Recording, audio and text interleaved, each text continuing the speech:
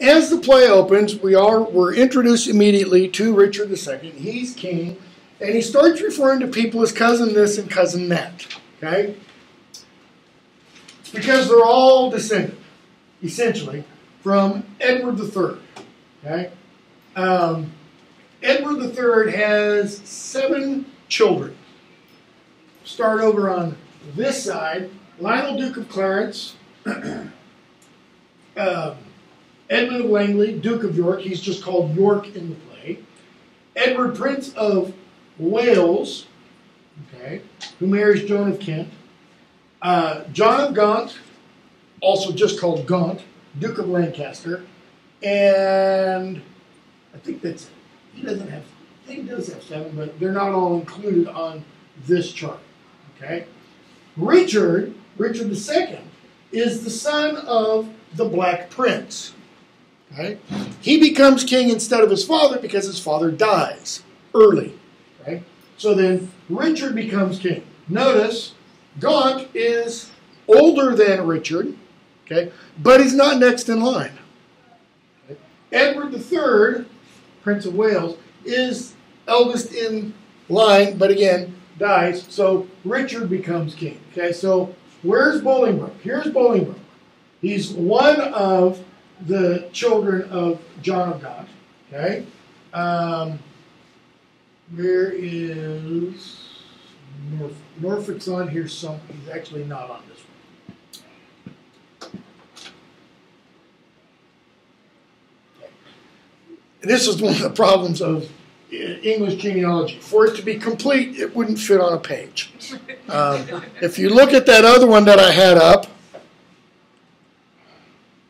Introduction to Shakespeare, content. This one is a bit more complete, but it presents it in a little bit more, let's phrase it, a more difficult way to understand it. And I was flipping real quickly, and I don't remember if your book, it doesn't in the introduction include a genealogy, but the genealogies can be helpful to keeping track of who people are in the plays. Okay, let me turn this off, and I'm going to change the lighting. I'm not going to change it that much.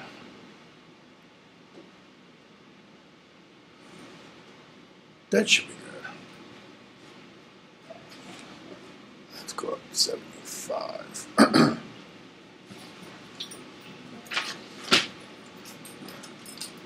Ms. Jones, I presume? Okay, just making sure. So, hopefully you read the introduction, which kind of prepares you for what is... That's still not enough light. That's even worse.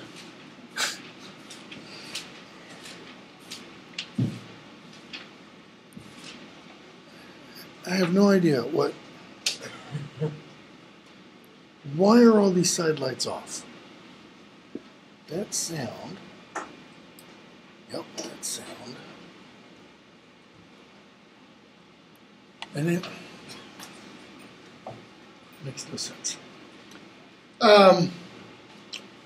What's the main issue? That's not what I want. That's what I want. Going on in the play. What's the central problem?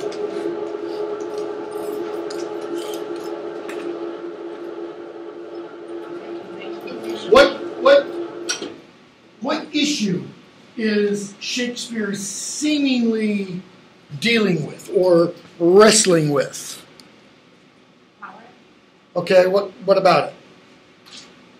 The abuse. The abuse of power? Okay. What else?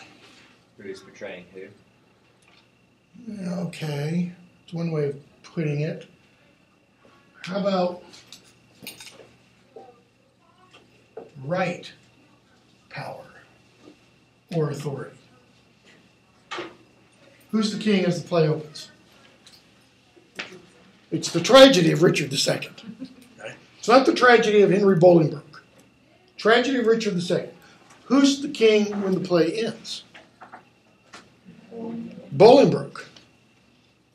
Okay? Or who becomes called Henry IV. How does Henry IV become king? How does Richard become unkinged?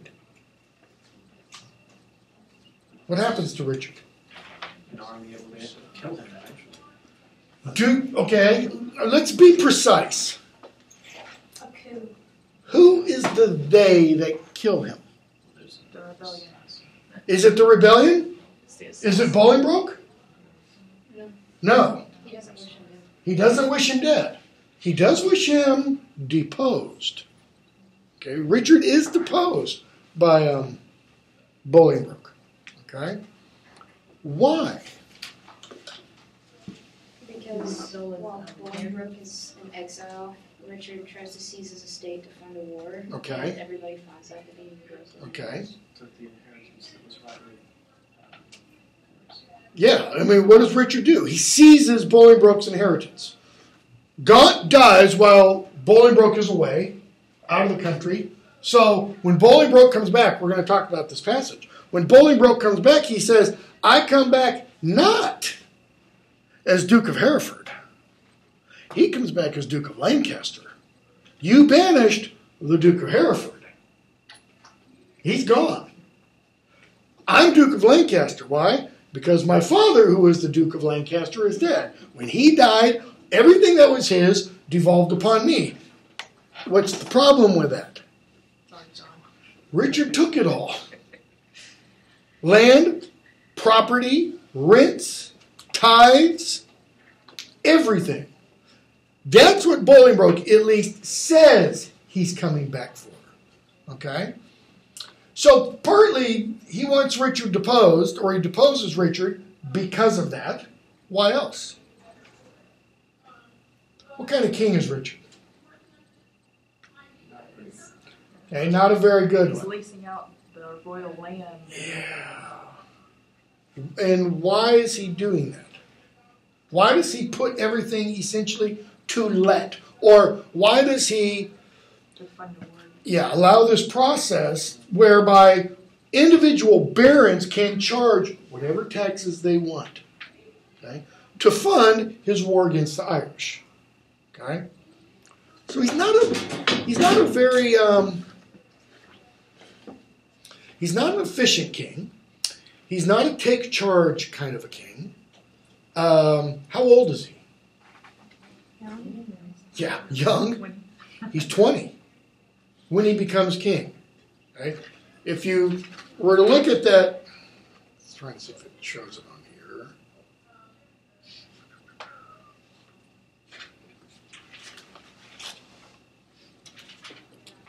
Yeah, Richard was born in 1367. He dies in 1399. Okay, so he's, 32 when he dies? And he becomes king when he's 10. Right? Becomes king when he's 10. In 1387, I don't remember if this was in your notes. No, this was not in the introduction. Where was this? I was reading this. It's in something else I was reading about Richard. In 1387, he starts to take power from the dukes. Okay? And the dukes rebel. And as they rebel, Richard gets even stronger in his opposition to the dukes. That's one of the, historically speaking, not within the play, historically speaking, that's part of the reason why Richard has such problems with the dukes. I mean, he's got a fairly small cadre of supporters. Historically, he had many more dukes who were against him than who were for him, which is why Bolingbroke was able, historically, to depose him. Okay? This is really the first time in English history that a monarch is deposed. We'll see it happen a little bit later on, not in any of our plays? No. Historically, in 1649, when Charles I is beheaded by Parliament. Okay? This isn't Parliament here that is doing this to Henry. This is a group of barons and nobles, which is a little bit different. So, open up your books, hopefully you brought them, to the first page. 740, first page of the play. Page 745. Okay. And we get our dramatis personae. And we hear Richard come in, and Richard refers to Gaunt as Old John of Gaunt, time-honored Lancaster. Okay. Your little footnote tells you that the location is a room of state. We're not told where exactly. Okay. But Holinshed's Chronicles, upon which one of the major sources that Shakespeare uses for all of the history plays, it came out in a third edition in 1587. So Shakespeare would have had ready access to it. Puts this incident, okay, at Windsor Castle in 1398, 1 year before Richard dies. Old John of Gaunt. Okay, in 1398, John of Gaunt was about 58. 5 years older than me. I wouldn't take kindly to being called, old Dr. Sharp, whatever. But in this day and age, yeah, he is old. That doesn't mean people regularly died in their 40s. They didn't. I mean, they lived usually into their 50s, but once you start hitting the late 50s and 60s, then you're kind of beginning to live on borrowed time and such. Okay? So, Old John of Gaunt, time-honored Lancaster, hast thou, according to thy oath and blood, brought hither Henry Hereford, thy bold son, here to make good the boisterous late appeal, which then our leisure would not let us hear, against the Duke of Norfolk? In other words, the boisterous late appeal there means charge. Have you brought your son so that I can hear his charge against the Duke of Norfolk? Thomas Mowbray. Gaunt says, yes, he's coming. So Richard tells them, call them to our presence. Notice Richard uses throughout the royal we. Shakespeare does that for all his monarchs. So they come in. Bolingbroke and Mowbray both wish the king essentially good day, happy graces, etc., etc. And the king says, okay, now that you're here, now that you've gotten your niceties out, cousin of Hereford, or Hefford as the Brits would pronounce it, what dost thou object against the Duke of Norfolk, Thomas Mowbray? That is, what is your objection against him? What has he done or said?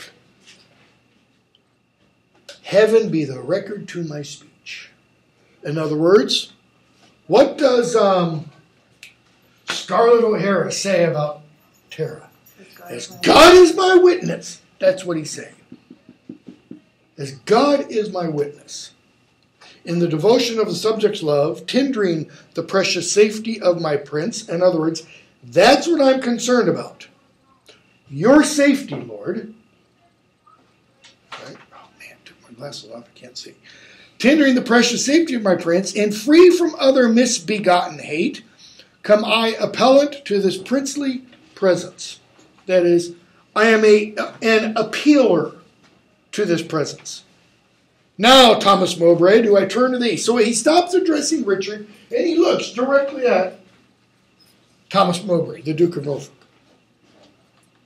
And mark my greeting well, for what I speak my body shall make good upon this earth, or my divine soul answer it in heaven.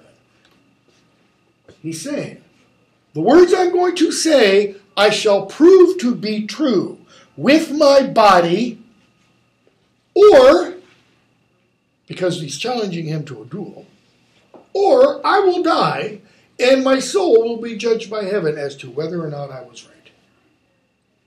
So this is a serious charge. Thou art a traitor and a miscreant.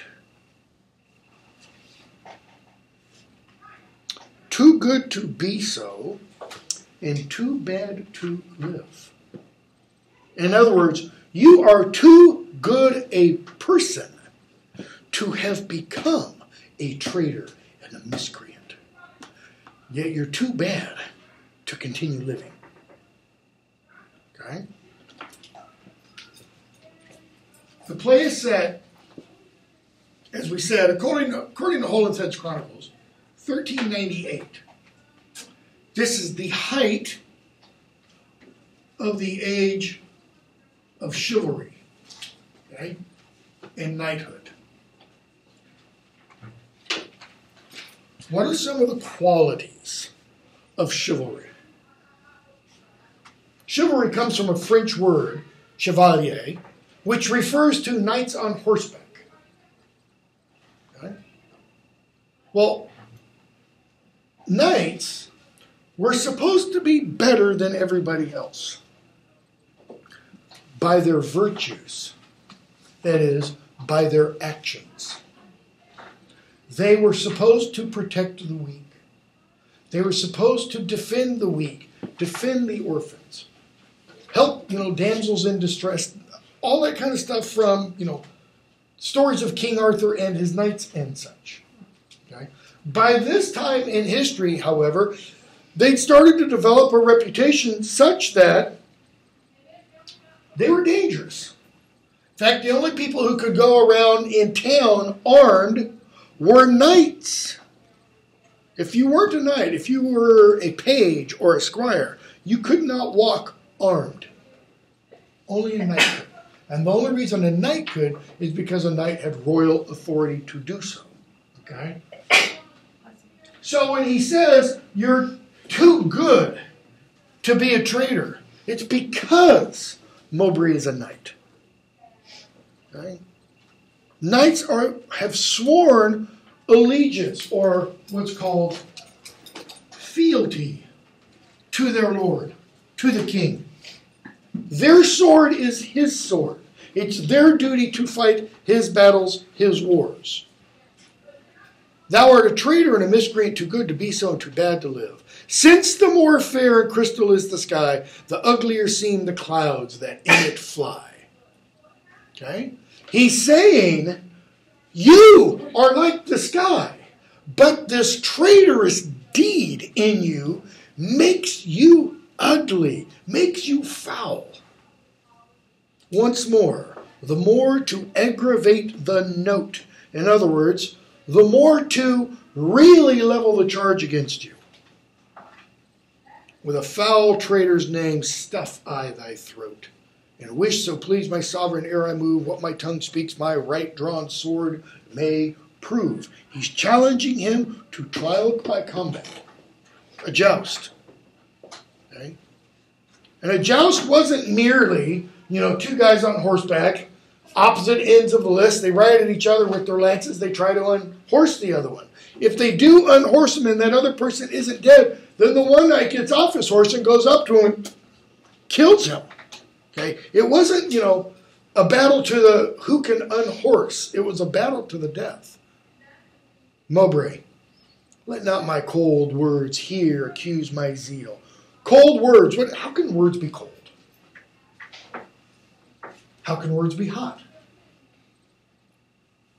The way they make you feel. Okay. I may be way off in here on this, but let me use this example. Jeb Bush, Donald Trump. Which one uses cold words? Which one uses hot words? Any guesses? I would say Trump uses cold words. Just the opposite, actually. Why? Because of the emotional words. Yeah. Hot refers to passion. Mowbray is speaking, he says, coldly, calmly, coolly. As opposed to, he's implying, Hereford's words. His are words of passion. So let not my cold words here accuse my zeal. He's saying, just because I'm calm doesn't mean I'm not serious. The passion is buried. 'Tis not the trial of a woman's war, the bitter clamor of two eager tongues, can arbitrate this cause betwixt us twain. In other words, we're not going to settle this with words. So I'm not going to get all hot and bothered about what words I speak. Yet can I not of such tame patience boast as to be hushed and not at all to say. In other words, you kind of get the impression, yeah, he is a little fired up. First, the fair reverence of your highness curbs me from giving reins and spurs to my free speech. In other words, Lord, if you weren't here, oh, would I give him an earful. But because I'm in the presence of the king, I have to watch what I say. Which else would post until it had returned these terms of treason doubled down his throat, setting aside his high blood's royalty. Why? Because Bolingbroke is in line to the throne. There's a lot of other steps ahead of him, but ultimately he kind of is in line. And let him be no kinsman to my liege. In other words, if he weren't related to you, then I would speak openly. But he can't, he thinks, speak openly against Bolingbroke. Why? Because he's blood relation to the king. You don't speak ill of your king's family, in other words. I do defy him and spit at him, call him a slanderous coward and a villain, which to maintain I would allow him odds and meet him. In other words, I'll fight him one-handed. He's kind of like the Black Knight in Monty Python. Come on, I'll kick you to death. And meet him were I tied to run afoot even to the frozen ridges of the Alps or any other ground inhabitable wherever Englishman durst set his foot. Meantime, let this defend my loyalty. By all my hopes most falsely doth he lie. And Bolingbroke, at this point, which really, seemingly, gets angry. He takes his gauge off. It's his glove. Throws it at the ground. Pale, trembling coward. There I throw my gauge. And then we're going to see them continually throwing gauges down. And other people in another scene are going to, and there's going to be, like a whole mound of. Someone give me yours. Yeah. Yeah. Can I borrow your gauge? There I throw my gauge, disclaiming here the kindred of the king. In other words, say what you want. Pretend I'm not kindred of the king. Throwing his gauge down, that's the challenge. Now, according to the rules of chivalry and knighthood, if Thomas Mowbray doesn't pick up the gauge, he's a coward. What are you going to do? You can't let another knight call you a coward. Which fear, not reverence, make thee to accept. In other words, you're not speaking not because you reverence my blood, it's because you fear me. If guilty dread have left thee so much strength as to take up mine honour's pawn, then stoop. By that and all the rights of knighthood else will I make good against thee arm to arm what I have spoke or thou canst worse devise. Right? Come on, pick it up. Mowbray picks it up. I take it up, and by that sword I swear, which gently laid my knighthood on my shoulder, I'll answer thee in any fair degree or chivalrous design of knightly trial, and when I mount, alive may I not light if be traitor or unjustly fight. And so the king intervenes. What doth our cousin lay to Mowbray's charge? What's he done? What's he said? What's the actual complaint against him? It must be great that can inherit us so much as of a thought of ill in him. In other words, the king is saying, it must be something great if I'm to accept these charges. And so Bolingbroke says, here it is. Mowbray received 8,000 nobles. Nobles are gold coins. In name of lendings for your highness's soldiers. He received, essentially, 8 grand to pay for your soldiers, the which he hath detained for lewd employments, the soldiers that is, like a false traitor and injurious villain. Besides, I say, and will in battle prove, or here or elsewhere to the furthest verge that ever was surveyed by English eye, all the treasons for these 18 years. So going back to 1381, complotted and contrived in this land, fetched from false Mowbray their first head in spring. See, when Richard first became king, when he was 10 years old, he had a group of advisors who essentially ruled for him. Mowbray was one of them. And what Bolingbroke is saying is, you were misled and misruled for essentially the first 10 years of your reign. And he's suggesting, and that is partly why we are at this present impasse, in terms of why the commoners don't care for you, king. What else? Further, I say, and further will maintain upon his bad life to make all this good, he did plot the Duke of Gloucester's death. Gloucester was Bolingbroke's uncle, John of Gaunt's brother. He was also Richard's uncle. Okay? And suggests his soon-believing adversaries, consequently like a traitor coward, sluiced out his innocent soul through streams of blood. Which blood, like Abel's, cries out for revenge. Richard, woo! How high pitch this resolution soars. In other words, those are pretty serious charges. Mowbray, let my sovereign turn away his face and bid his ears a little while be deaf.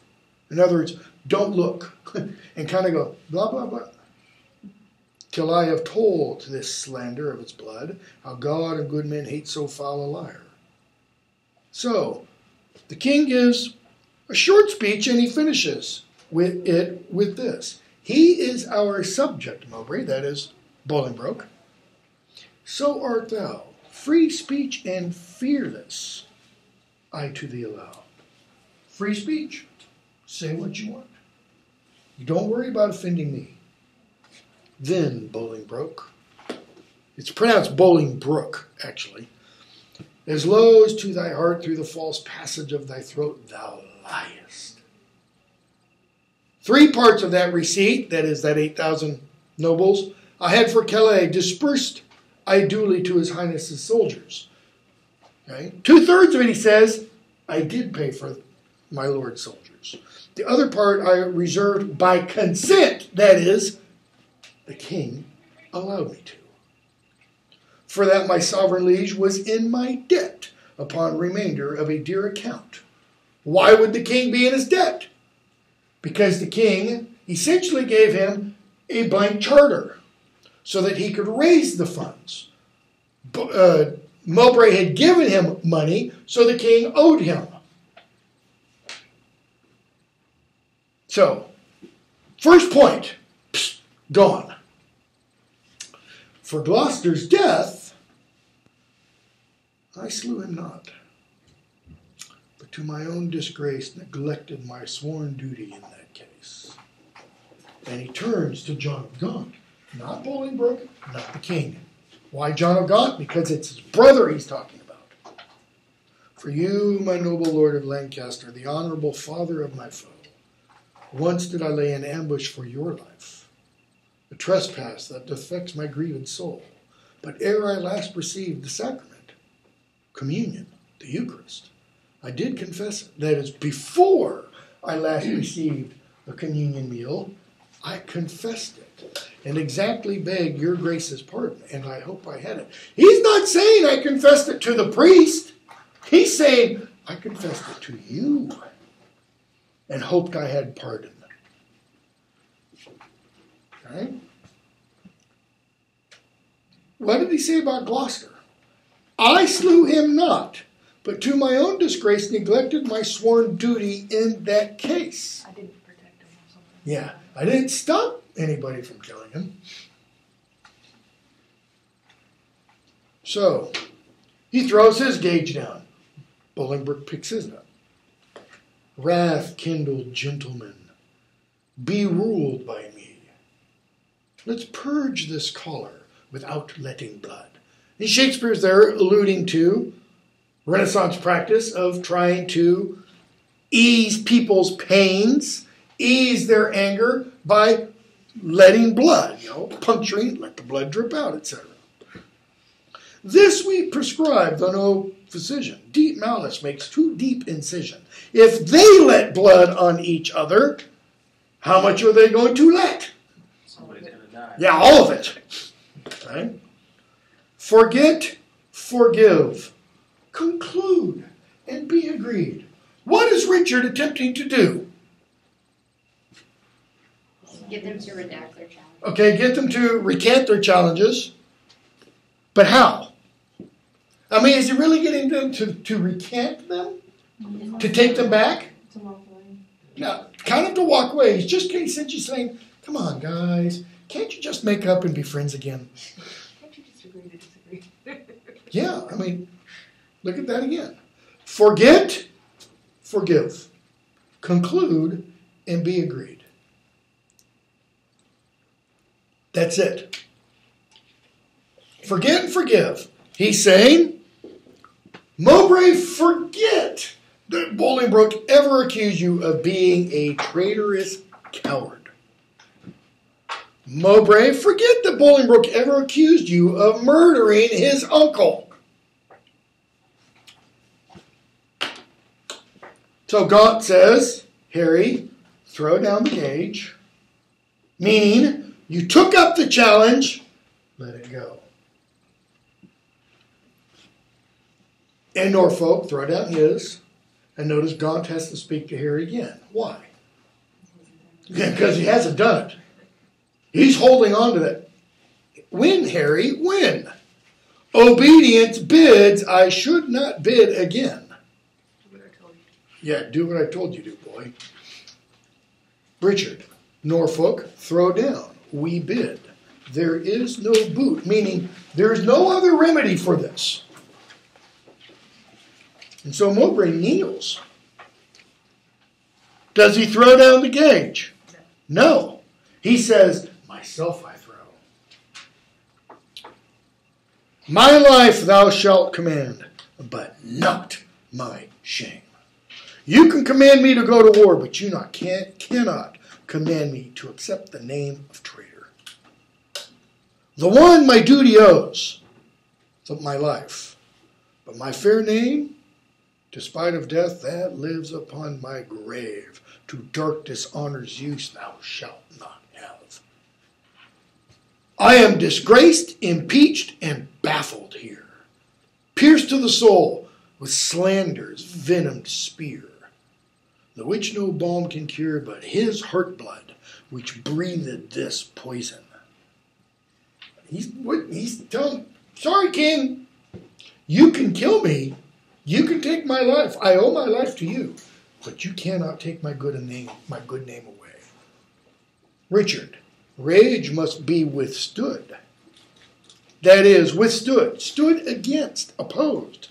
Give me his gage. That is, give the gauntlet to me. Lions make leopards lame. Lions make leopards tame. That's what happens when I teach my classes. I start mixing my words all up. Lions. The lion was the symbol of the king, of King Richard. The leopard, your footnote tells you, was one of the symbols of Mowbray. Okay? Yea, but not change his spots. In other words, yeah, you can make me tame, but I am still a leopard. Take but my shame, and I resign my gage. Richard, he's saying, you take the charge against yourself. You take the shame. Then I'll resign the gage. My dear, dear Lord, the purest treasure mortal times afford is spotless reputation. Okay? I asked at the beginning, what is the central theme? Well, this may not be a central theme, but it is a major one. Reputation, or good name, or honor is a major theme, not just in Richard II, in this entire tetralogy, in all four of these history plays that we're going to be reading. What is honor?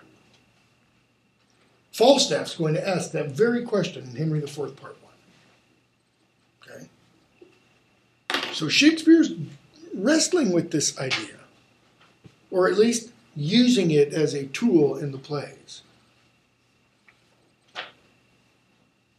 That away, that is, your reputation away, men are but gilded loam or painted clay. Gilded loam. Loam, dirt. Gilded means what? Covered in gold. So you scratch through the gold, and what do you have? Dirt. He is saying, Shakespeare is saying, it is this. It's our honor that raises us up above the rest of creation. It's our honor, it's our good name, our integrity, our, to use another word, character that ultimately matters more than anything else. And if we don't have that, we're nothing more than dirt. Okay? Mine honor is my life. Both grow in one. Take honor from me and my life is done. Then, dear my liege, mine honor, let me try. Try there means prove. Let me prove it. In that I live, that is, in honor I live, and for that honor will I die. Now, notice what Mowbray is saying. This is a life or death situation for him. Honor is all important. We're going to see in Henry IV, Part 1, Harry Percy's going to say the same thing. Hal, Prince Hal, who's Henry Bolingbroke's son, he gets alluded to at the very end of the play, very briefly, okay, is going to be the one without any honor, seemingly. And Shakespeare's going to make some little plays on that. So Richard turns to Bolingbroke. Notice, he doesn't respond to what Mowbray says. How can he? Can he tell him, forget your honor? What would happen to the whole edifice of medieval society? I mean, you swear this to your king because of this. Okay? Cousin, throw up your gauge. Do you begin? Notice he's telling Henry Bolingbroke, you start, he'll follow. You first. God, defend my soul from such deep sin. Shall I seem crestfallen in my father's sight? Or with pale beggar fear impeach my height before this outdared dastard? Ere my tongue shall wound my honor with such feeble wrong, or sound so base a parle, my teeth shall tear the slavish motive of recanting fear, and spit it bleeding in its high disgrace, where shame doth harbor, even in Mowbray's face. And Gaunt leaves. Gaunt's like, this isn't going to go anywhere good. He just walks off the stage. Richard, we were not born to sue, but to command. What's he mean? It's almost like he's saying, I'm the king. Do what I tell you. Guys, come on. Okay? Which since we cannot do to make you friends. He can't command to make them friends? No, he can't. Be ready as your lives shall answer it. At Coventry upon St. Lambert's Day. You want to fight? Okay, you're going to fight. On St. Lambert's Day. Be at Coventry. Be ready to join each other in the lists. There shall your swords and lances arbitrate the swelling difference of your settled hate. Since we cannot atone you, I love how Shakespeare uses that. We cannot atone you.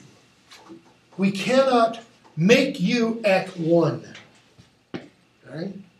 We shall see justice design the victor's chivalry. See, what Richard is attempting to do is he's attempting to be merciful. There are a variety of reasons why he might be doing that. he might not want Mowbray to actually tell the truth.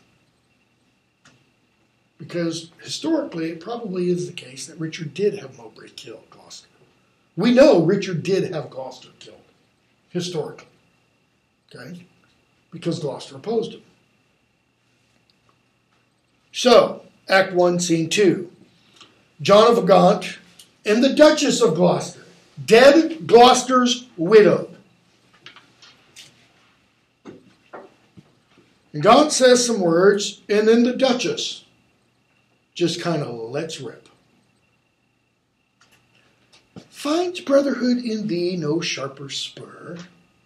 Okay, what is a spur designed to do? Incite action.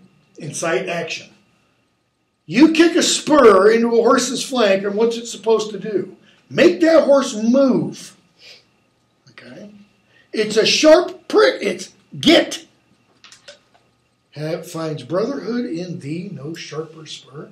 Isn't the fact of brotherhood not enough to move you? Hath love in thy old blood no living fire? That is it because you're so old? Edward's 7 sons, whereof thyself art one, this is Edward III we're talking about, whereof thyself art one, were 7 vials of his sacred blood. Okay, notice the idea of the king being presented there. The king is sacred. Right? Were 7 vials of his sacred blood, or 7 fair branches springing from one root. Some of those 7 are dried by nature's course. That is, some died by natural death. But Thomas, some of those branches by the destinies cut. They went off to battle. But Thomas, my dear Lord, my life, my Gloucester, one vial full of Edward's sacred blood, one flourishing branch of his most royal root. In other words, he wasn't old and decrepit. He was in the vitality of life. Is cracked. The vial is cracked, so what's happened to the blood? It's gone. And all the precious liquor spilt is hacked down. And his summer leaves all faded. Like language right out of the sonnets almost. Sonnet 20 in particular. Sorry, Sonnet 18. Shall I compare thee to a summer's day? By envy's hand and murder's bloody axe. God, his blood was thine. What does she mean? Yeah, just as Henry Bolingbroke's blood is Richard's blood, even more so, Gloucester's blood was Gaunt's blood, because they're more closely related. That bed, that wound, that metal, that self-mold, that fashioned thee, made him a man. And though thou livest and breathest, yet art thou slain in him. What's she trying to do? Rile him up. She's saying, go get him, God. Go get his killer. If you've ever heard me talk about Beowulf, it's the exact same thing that happens in Beowulf in a couple different points. Thou dost consent in some large measure to thy father's death, in that thou seest thy wretched brother die, who was the model of thy father's life. Call it not patience, Gaunt. She is suggesting that Gaunt's saying, I'll act when I can. I'll be patient till then. It is despair. Or is she saying, call it not patience, because Gaunt doesn't want to go after the one responsible for his brother's death? Because what would that mean he'd have to do? Go against the king. Can he go against the king? Okay? If you read the introduction, you saw those words. Passive obedience. Okay? What does that mean? means God is in control of everything. Okay? And you might have a bad, evil, rotten ruler. Well, God has allowed that for the repentance of the people. And no matter how bad that ruler is, it is never in the people's power to remove that ruler. Because that ruler rules by right of God. Your introduction also mentioned the idea of the king's two bodies. Okay? Meaning the king's temporal body, his flesh, okay, and the eternal body, meaning the very idea of kingship. Okay? So the king had two bodies. We hear the exact same language today, believe it or not, in terms of talking about the presidency. Because the president is president in his body. But what?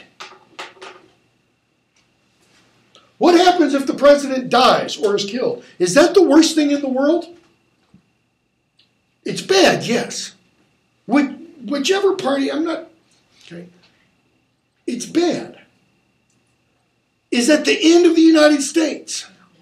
No. Why not? Because it's the office that is important. It is never the person in the office. Never. Which is why if you see, some of these action movies, and they have things, where the president gets captured, etc. And, if you don't give us the secret word, if you don't give us the nuclear codes, etc., we're going to kill you. And they have the vice president or, the Speaker of the House on the line. And they've got to make this great decision. Oh, my God, what do I do? Let him kill the bastard. That's why the Constitution is set up the way it is. A single person is not, ultimately what is important there. Because within the confines, of this fictional setup, one person as opposed to 2,500 nuclear warheads? You let the crazies get a hold of 2,500 nuclear warheads, and how many people are going to die? More than 2,500. More than one. Okay? It's the office of presidency that's important. That's why there's the line of succession. That goes, even beyond the Speaker of the House.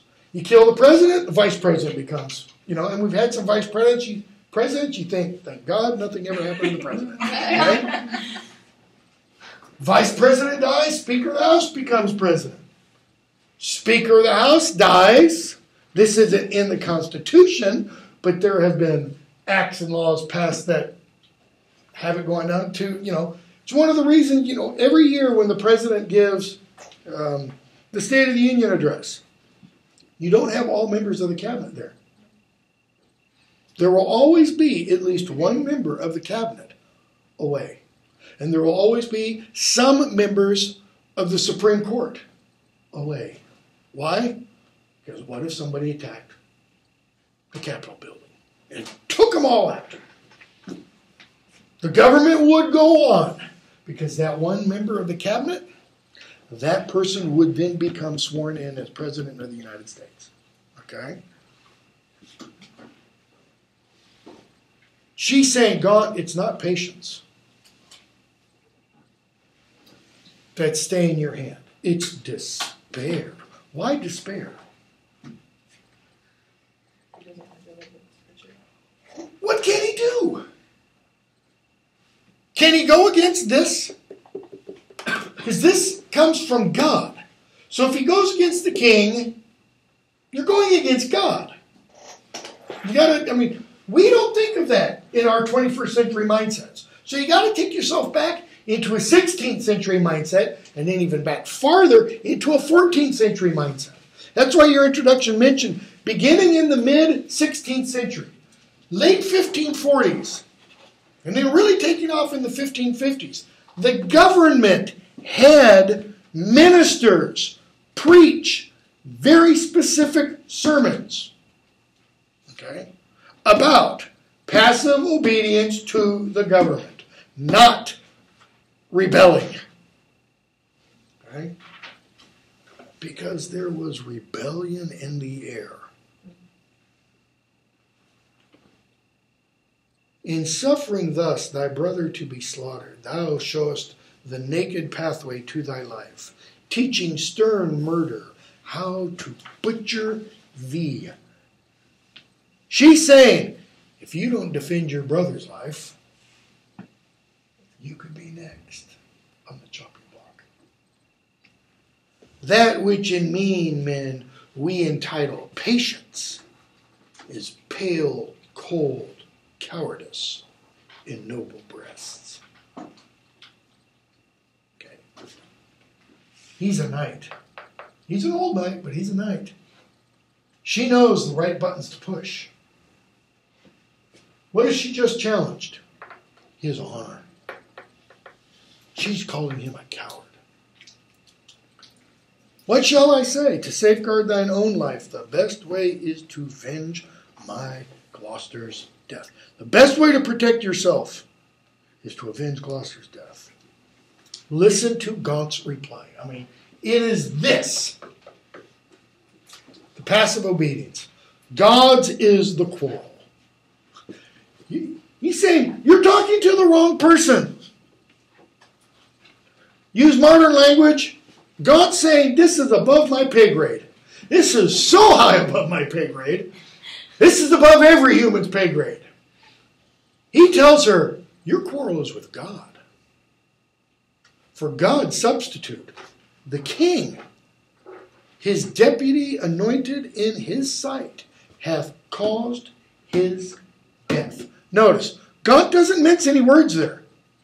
God's deputy, the king, caused your husband's death. What can you do about that? I mean, in one sense, you could then also apply that to today. You could say, far-fetched example, President Obama ordered somebody, a friend of yours, to be killed. CIA took him out, whatever. What are you going to do about it? You going to go down to your local DA and try and have charges brought? What good would it do? Okay? He hath caused his death, the which, if wrongfully, that is, if Richard wrongfully killed Gloucester, let heaven revenge. For I may never lift an angry arm against his, God's, minister. Well, why not? Not only because of these, but these sermons and this talk of passive obedience was largely based upon the book of Romans chapter 12, where St. Paul says, all government is instituted by God. Obey it. Obey it. Paul never, in Romans 12, puts in a little civil disobedience clause. He never says, unless, of course, that government acts contrary to God. He doesn't say that. He says, all government. And you then have to go back and look at the book of the Old Testament. Because you find out there, what? There are, quote-unquote, bad rulers who are instituted by God, who are God's ministers, who are being used by God. Nebuchadnezzar, not a good guy. But he's referred to as God's minister. Okay? Where then, alas, shall I complain myself? She's saying, where do I go? To God, the widow's champion and defense. God will defend widows, God is saying. Okay? Okay, I will. Farewell, old Gaunt. And she says, I hear you're going to go watch our cousin And fell Mowbray fight. Oh, sitting my husband's wrongs on Hefford's spear, that it may enter butcher Mowbray's breast. She's just said, I'm going to go pray to God. Let him kill the dirty SOB. You know. Well, because, you know, Hereford may also be God's agent. Okay? So Gaunt leaves. Just before he does, she says, grief boundeth where it falls. Boundeth. It not exalts, it abounds. It just kind of multiplies. For sorrow ends not when it seemeth done. You know, if you've ever experienced what she's talking about, you think you've reached the bottom of the barrel, and then you discover that's not the bottom. It goes deeper. She is plumbing the depths of grief here. Okay? So, Act 1, Scene 3. And we're going to go more quickly to this in a few minutes. Act 1, Scene 3. They're now at Coventry. They're getting ready for the battle.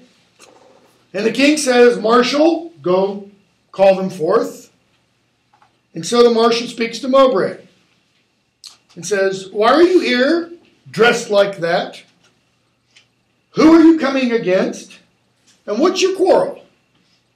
My name is Thomas Mowbray, Duke of Norfolk, who hither come engaged by my oath, which God defend a knight should violate. Both to defend my loyalty and truth to God, my king, and my succeeding issue, that is, my family, that will come after me, against the Duke of Hereford that appeals me, that is, that charges me. And by the grace of God in this mine arm, to prove him in defending of myself, a traitor to my God, my king, and me, and as I truly fight, defend me heaven. Okay? So the marshal says, fine, fine. Bolingbroke, why are you here? Who are you? You know, all that.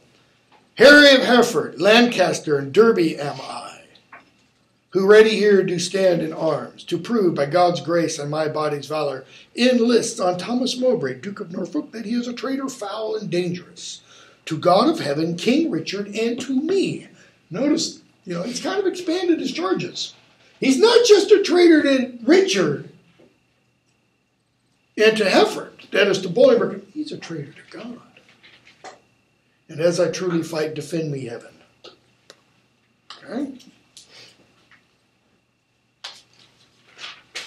So Bolingbroke says, let me kiss my lord's hand, etc., etc. Richard embraces Bolingbroke and says, cousin of Hereford, as thy cause is right, line 55. So be thy fortune in this royal fight. Notice, as thy cause is right, so be thy fortune. He doesn't say, because thy cause is right. Kick his ass. It's not what he says. He says, if your cause is right, then let your fortune be corollary to it. Farewell, my blood, which if today thou shed, lament we may, but not revenge thee dead. Which if thee shed, which if today thou shed, he means, and if your blood leaves your body today, we're going to lament your loss, but we can't revenge you. Okay, there's no vengeance after this kind of battle. Bolingbroke's fine with me. They get on their horses. They're getting ready. And the king has the trumpet sounded. Stay, the king hath thrown his warder down. And the King Richard says, let them lay by their helmets and their spears, and both return back to their chairs again. Withdraw with us, and let the trumpet sound while we return these dukes what we decree. So there's a little passage of time. He tells Mowbray and Hereford to draw near. He says, and here's what we've decided. We, our council, for that our kingdom's earth should not be soiled with that dear blood which it hath fostered. And for our eyes do hate the dire aspect of civil wounds plowed up with neighbor's sword. Now, one thing your introduction talked about, David Bevington. David Bevington? Yeah. Bevington talked about, he uses this kind of we in the introduction. And says, we are moved by Richard. Or Richard excites us because of his use of language and his poetic verbiage and all this kind of stuff. Whereas Bolingbroke kind of turns us off because he's harsh and stark. Okay? He's not as poetic, he's not as intellectual, okay, as Richard. I think that's dated commentary. Okay? What do I mean? When I took Shakespeare as a doctoral student, back in the early 90s, late 80s, can't remember when it was, the professor was teaching and said, when he was a graduate student, back in the 70s, people used to make comparisons between Bolingbroke and Richard and current politicians. Why? Because they are politicians, essentially. And we're talking about political realities. And at the time, he said, a lot of people, critics as well as, graduate students and stuff, made comparisons between Bolingbroke, more so in Henry IV Part 1, where he's King Henry IV, than in Richard II, where Bolingbroke was really kind of a Richard Nixon kind of person. And Richard II was more of a McGovern kind of person, or a Hubert Humphrey kind of person. And I think you could make the same kind of thing today, okay? Because it was thought McGovern was somewhat intellectual, and he spoke well, whereas Nixon was the law and order kind of guy. I'm going to make things right. We're going to bring the country back into shape, etc. Who would you say the characters are today? Notice the king isn't necessarily the president. Trump is Bolingbroke. Okay, but interesting possibility. I think there's others who would be better than Trump. Yeah. Trump's a blowhard. I mean, just a minute. Who would Richard be? Notice again what the introduction said. He had a powerful use of language. It was poetic. He was cool. He was serene. He was intellectual. It's all the language used about President Obama. Okay? But what else is said about him? About Richard, not Obama. Is he a good leader? He's a great talker, but is he a good leader? Is Bolingbroke a great talker? No. He's kind of rough around the edges. Trump's vulgar. I've been thinking about this a lot the last couple of days. I'm thinking I'm going to write a real long Facebook post. and here's why. Trump lacks this. I don't mean Trump doesn't have integrity. I mean, Trump lacks the medieval notion of honor, of what's called in Sir Gawain and the Green Knight, gentilezza, okay, which are qualities that a knight should have. And in Sir Gawain and the Green, not Sir Gawain and the Green Knight, in The Wife of Bath's Tale in Chaucer.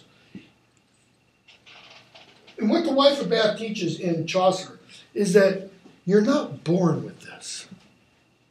This is a product or a combination of virtues that you attain through attempting to live a virtuous life.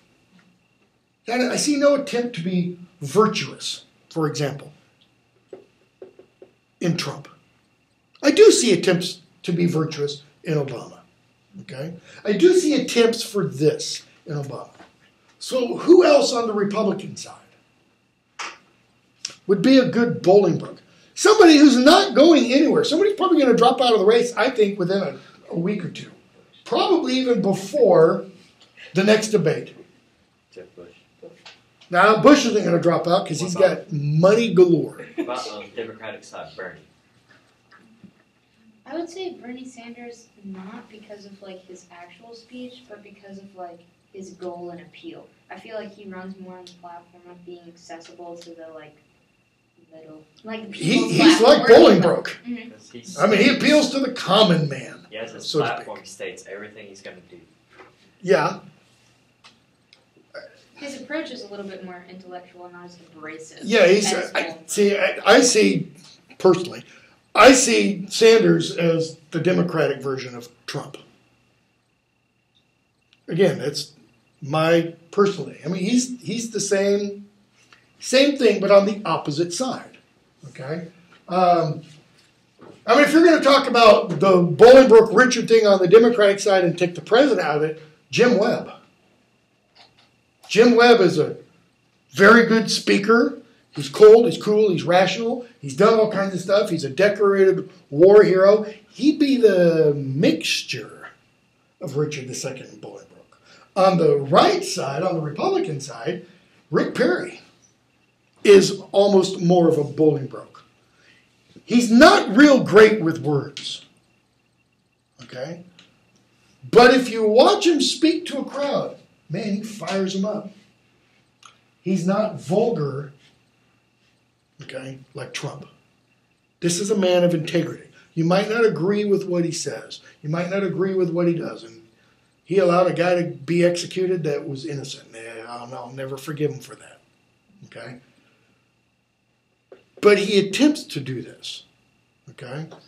Anyways, I just brought that up because it's been going in the back of my mind as I read these passages, and it's something to think about. Who would you think these characters would be today? And not just Richard and Bolingbroke, but all of them. York, Northumberland. I mean, look what Northumberland does within the play. And then especially what we see Northumberland do in Henry IV, Part 1. He helps Bolingbroke become king. And then in the next play, he turns against him. And says, well, you've got too much power. Richard was wronged by you. Okay. So, the council has met, and the king says, we don't want the earth to be soiled with your blood. We don't want civil discord. Well, what's the problem with that statement? Look around the United States today. There already is civil discord, right? It's like the king is saying, here, let me put a Band-Aid on it, and it'll all be fine. It won't be. So he says, here's what we're going to do. Therefore, we banish you our territories. What does that mean? You, cousin Hereford, upon pain of life, till twice 5 summers have enriched our fields, shall not regreed our fair dominions, but tread the stranger back to banishment. 10 years, you're exiled. Okay? Bolingbroke, your will be done. He doesn't disagree. He gets ready to leave. Norfolk, for thee remains a heavier doom, which I with some unwillingness pronounce. The sly, slow hour shall not determinate the dateless limit of thy dear exile. In other words, there will be no end to your exile. Why does Norfolk get a longer exile? Okay, that's a very good possibility. You get him away from the people. Why? So he can't talk. Which then implies what else? King Richard told him to do it. Keep going. The charge is true. He did kill him. Okay?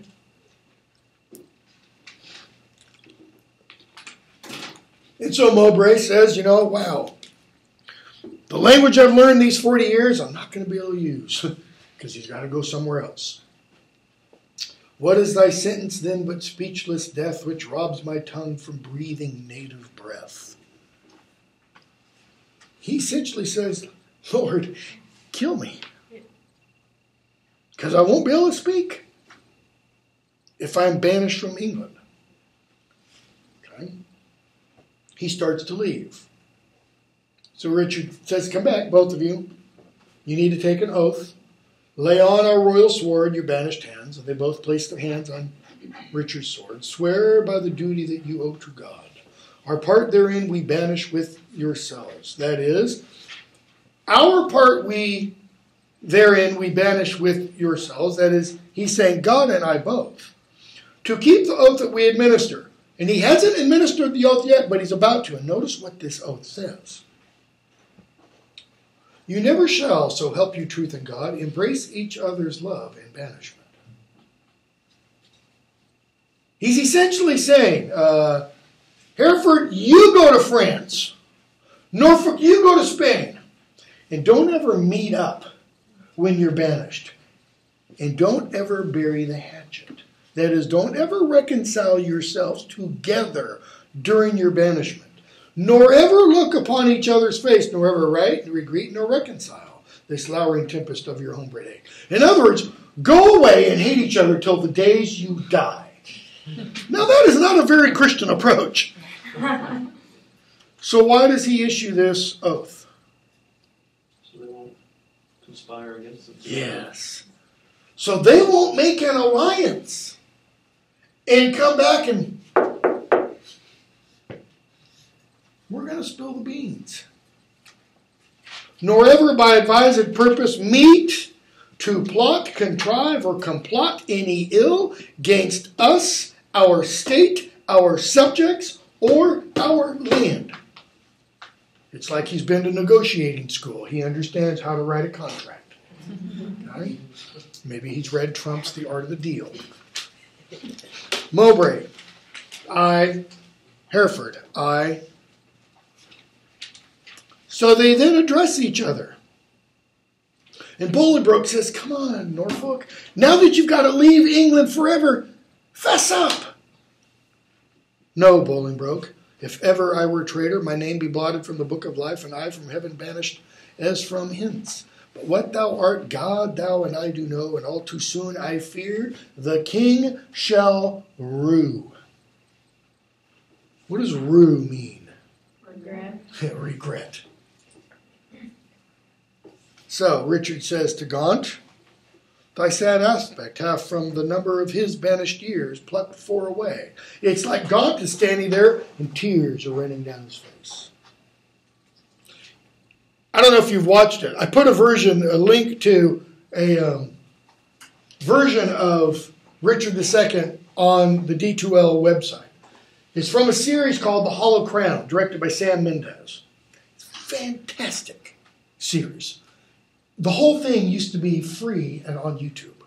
All 4 plays. When it was first done. Fall of 2012, when I taught this class, I was coming in every day and playing massive clips. Okay? In that series, Ben Whishaw plays Richard II. The guy who plays Bolingbroke.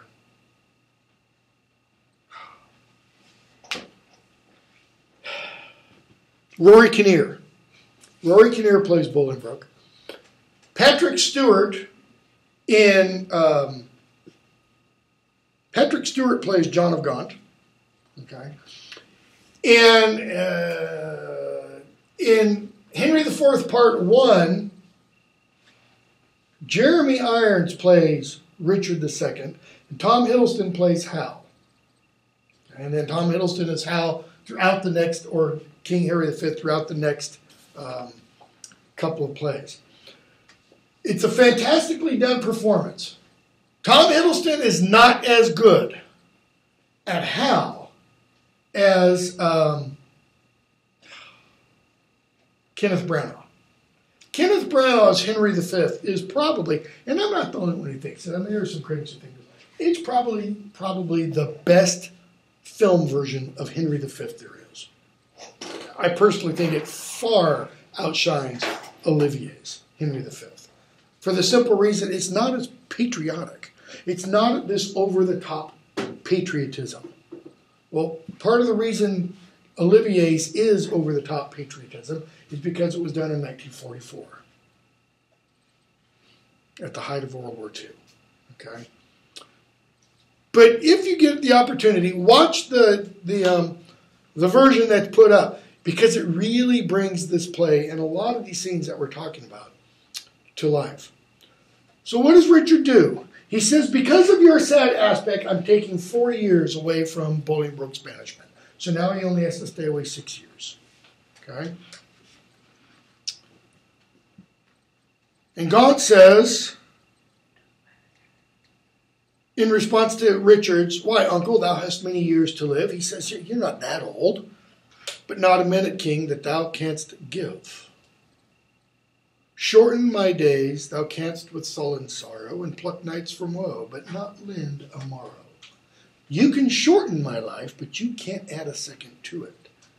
Thou canst help time to furrow me with age, but stop no wrinkle in his pilgrimage. Thy word is current with him for my death, but dead thy kingdom cannot buy my breath. What's he saying? Kings have great power to shorten life, to end life. Kings might sometimes think of themselves as gods, but they can never give life. Thy son is banished upon good advice, whereto thy tongue a party verdict gave. That is, you were part of the council that agreed to this. In other words, you're partly to blame. Listen to Gaunt. Things sweet to taste prove in digestion sour. In other words, while we stood in council and discussed this, it sounded like a good idea at the time. But now that he has to swallow the reality of it, you urged me as a judge, but I had rather you would have bid me argue like a father. Oh, had it been a stranger, not my child, to smooth his fault, I should have been more mild. A partial slander sought I to avoid, and in the sentence my own life destroyed. Alas, I looked when some of you should say I was too strict to make mine own away. He's saying, some of you said, John, cut your son some slack. But you gave leave to my unwilling tongue against my will to do myself this wrong. So Bolingbroke and Gaunt say goodbye to each other. And Bolingbroke essentially saying it's going to seem like forever away from you. There's real love expressed between father and son here. And Gaunt says, all places that the eye of heaven visits are to a wise man ports and happy havens. He's telling, Bolingbroke how to make the time go faster while you're away. Teach thy necessity to reason thus. There is no virtue like necessity. Think not the king did banish thee, but thou the king. Woe doth the heavier sit where it perceives it is but faintly born. In other words, what's he telling Bolingbroke to do? Change your thinking. Change your attitude. Don't look at your time away as being banishment. Use a modern term. Look at your time away as being on holiday, on vacation.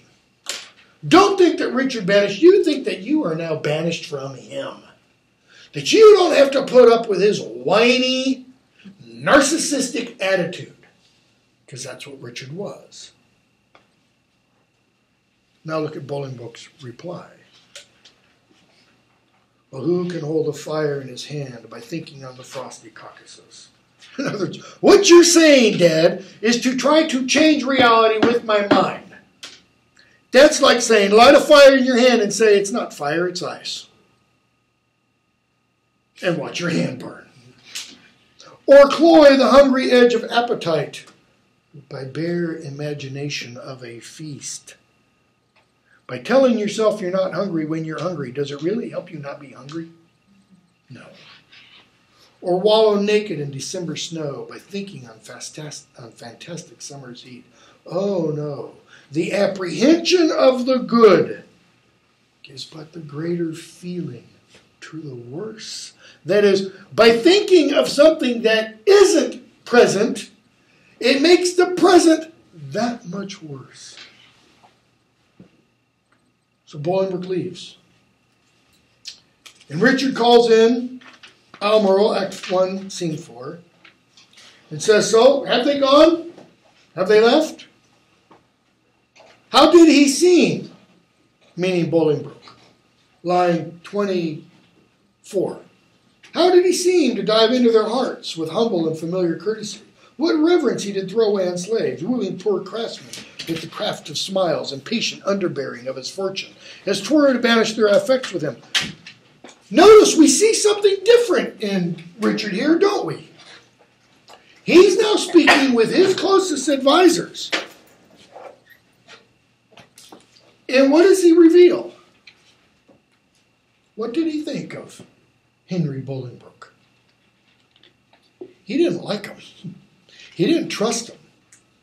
He thought he was plotting against him.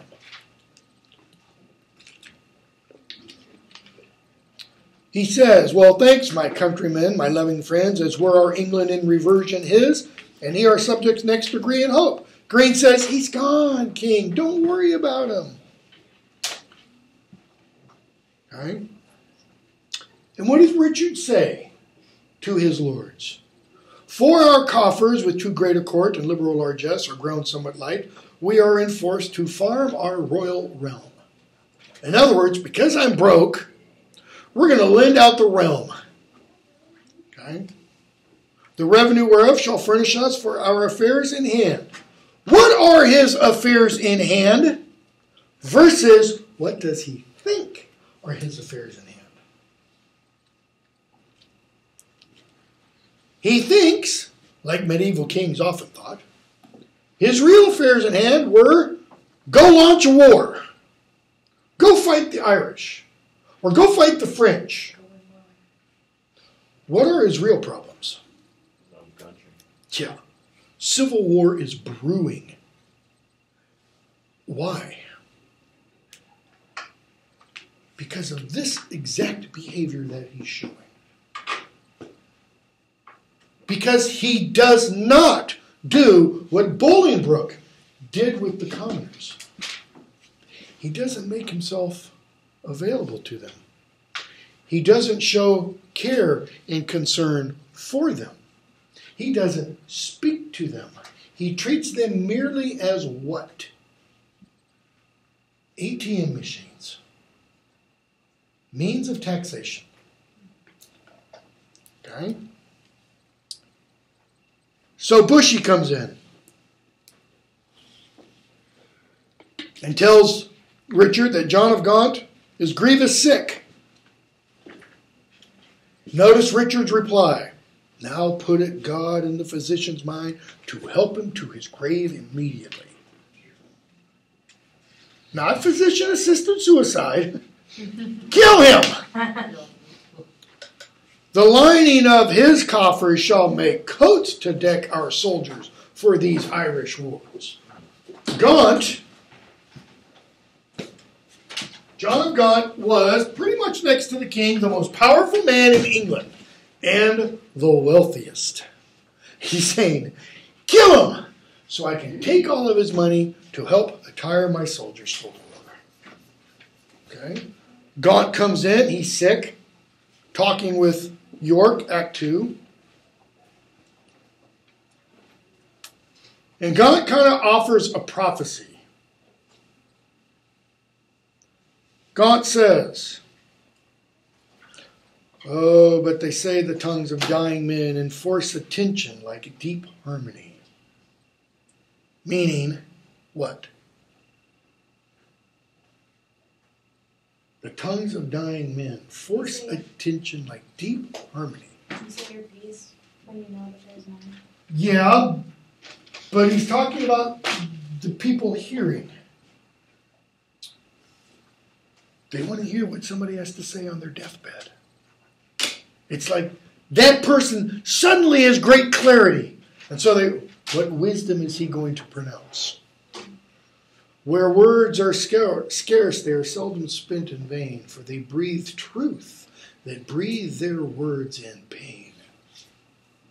More are men's ends marked than their lives before. The setting sun and music at the close, as the last taste of sweets is sweetest last. writ in remembrance more than things long past. Though Richard my life's counsel would not hear, my death's sad tale may yet undeaf his ear. In other words, God is saying, relay to Richard what I'm about to say, and maybe by my death he'll learn.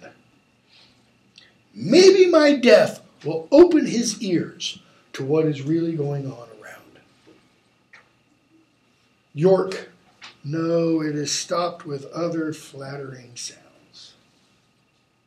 In other words, no matter what you say, John, what's Richard going to hear?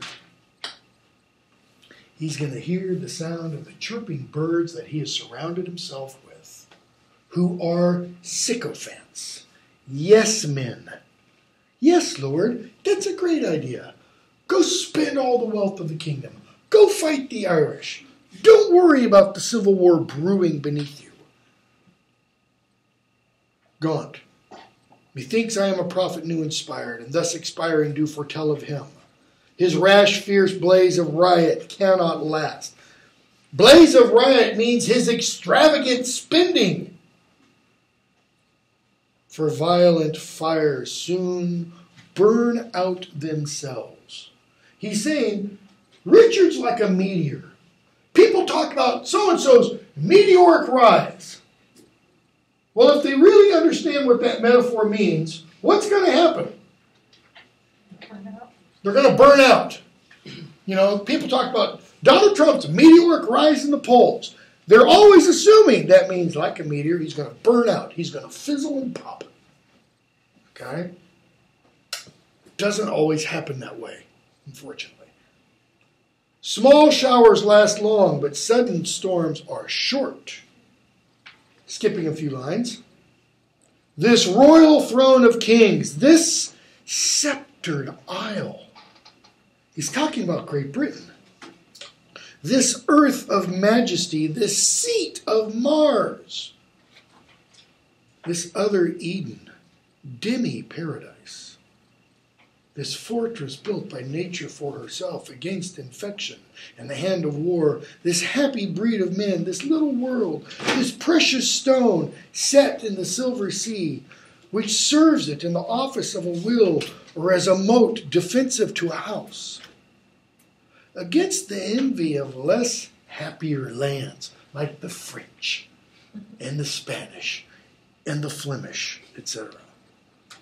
This blessed plot, this earth, this realm, this England. And you can imagine, in Shakespeare's day, probably the people in the Globe going, yeah! You know, the groundlings, if they had hard ground to stand on, would probably be going, okay? This is raw patriotism he's talking about. This earth, this teeming womb of royal kings, feared by their breed and famous by their birth. That is, they weren't afraid from their breed. That is, they were feared from their breeding. He's talking about the Plantagenet line of kings. Right? Renowned for their deeds, as far from home, for Christian service and true chivalry, as is the sepulchre and stubborn Jewry.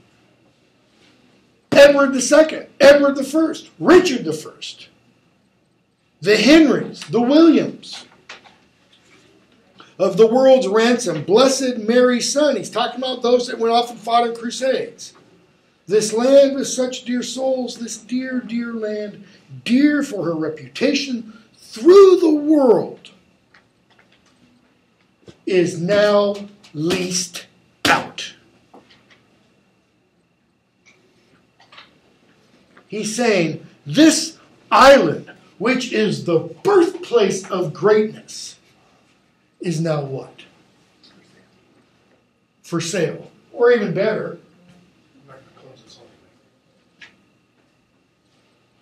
For rent. It's got a big sign on it. For let. Why?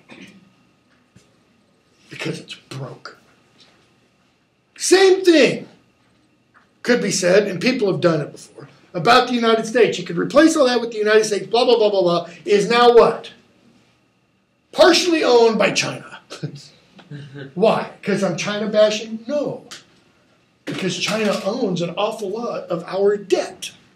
And if China ever wanted to call in that debt, what would happen? Collapse. Yeah. Because what do we have in the U.S. Treasury?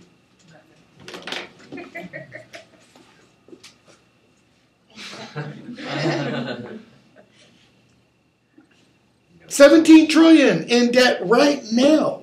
When you talk about the quote-unquote unfunded liabilities, Medicare, Medicaid, Social Security, long-term, over $100 trillion that we don't have. You know, frankly, you start getting above billions, with me at least, and the zeros just don't really matter anymore. It's all phony money, okay? But that's what he's talking about. This England that is, he says, the worship of other nations is now for rent. I die pronouncing it, like to a tenement or pelting farm. England bound in with the triumphant sea, whose rocky shore beats back the envious siege of watery Neptune. That is, England is stronger than the god of the ocean, is now bound in with shame, with inky blots and rotten parchment bond. The inky blots, he's talking about the newly written charters, the newly written leases, those documents that Richard was referring to back on page 754, where he says, we're going to farm our royal realm. What's that mean? It means he gives a baron or a duke a document, the duke gives them funds, and then the duke can charge to the people within his area whatever amount of taxes he wants. Maybe the duke is nice and it's 10%. Maybe the duke is a greedy, rotten SOB and he charges 90% of whatever your income is. Or maybe the duke just kicks you off your property, off your land, and takes it for himself. According to what Richard was doing, the dukes could do that. You want to breed civil war? That's how you breed civil war. That England that was wont to conquer others hath made a shameful conquest of itself. Would the scandal vanish with my life? How happy then were my ensuing death. It's almost like he's saying, oh, if my death could wash away all this scandal, then my death would be happy. For sleeping England, bottom of that column, long time have I watched. Watching breeds a leanness, because watching means what? He doesn't mean he's just kind of sat there and observed how England has gone. He means he's been on alert. He's been like a sentinel all of his adult life, looking out for, protecting England. And that breeds leanness. In other words, he's had to go without. Leanness is all gaunt. Pun on his name. Shakespeare never met a pun he didn't like. The pleasure that some fathers feed upon is my strict fast. I mean, my children's looks. And therein fasting hast thou made me gaunt. Gaunt am I for the grave, gaunt as a grave, whose hollow womb inherits naught but bones. That is, my grave will inherit gaunt flesh, meaning lean and gaunt. Richard, can sick men play so nicely with their names? You're not dying, otherwise you wouldn't be punning on your name. No, misery makes sport to mock itself. Since thou dost seek to kill my name in me, I mock my name, great king, to flatter thee. What does he mean, thou dost seek to kill my name in me? What's he done with his son? He banished him. Banished him. Should dying men flatter with those that live? No, no men living flatter those that die. Thou nigh dying, sayest thou flatterest me? Oh no, thou diest, though I the sicker be. That's dangerous language. What does he mean? King, you're dying. I'm in health, I breathe, and I see the ill. Richard could also say, and I'm young, and you're old and gaunt. Now he that made me knows I see thee ill. God knows. Ill in myself to see, and in thee seeing ill. Thy deathbed is no lesser than thy land. You will die in your land, wherein thou liest in reputation sick. What did Mowbray say? He cast aspersions on my good name. I am willing to die for this. What does Richard just? What did God just say? Your reputation is sick in land, and thou, too careless patient as thou art, commits thy anointed body to the cure of those physicians that first wounded thee. And who do you seek aid from? The men who are making you more sick.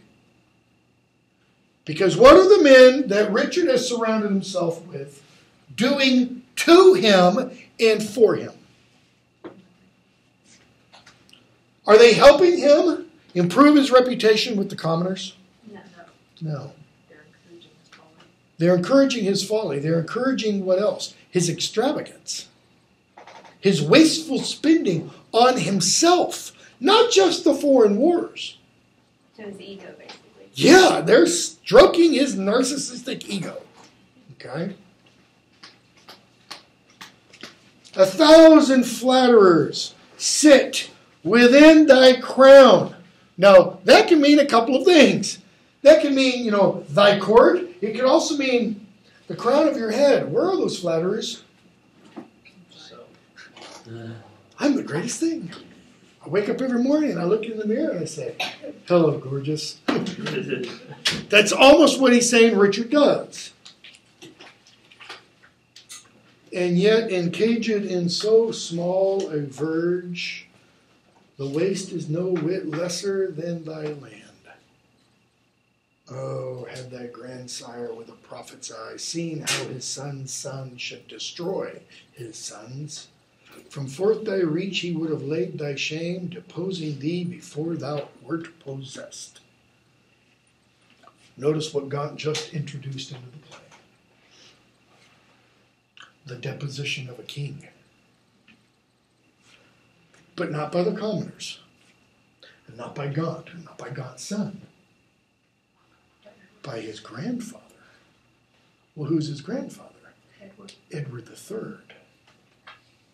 He says, if your grandfather, if Edward III, may his memory be blessed, if he had been able to see what you would have done, he would have deposed you before you even possessed. In other words, he is saying, he would have said, this one, he doesn't become king.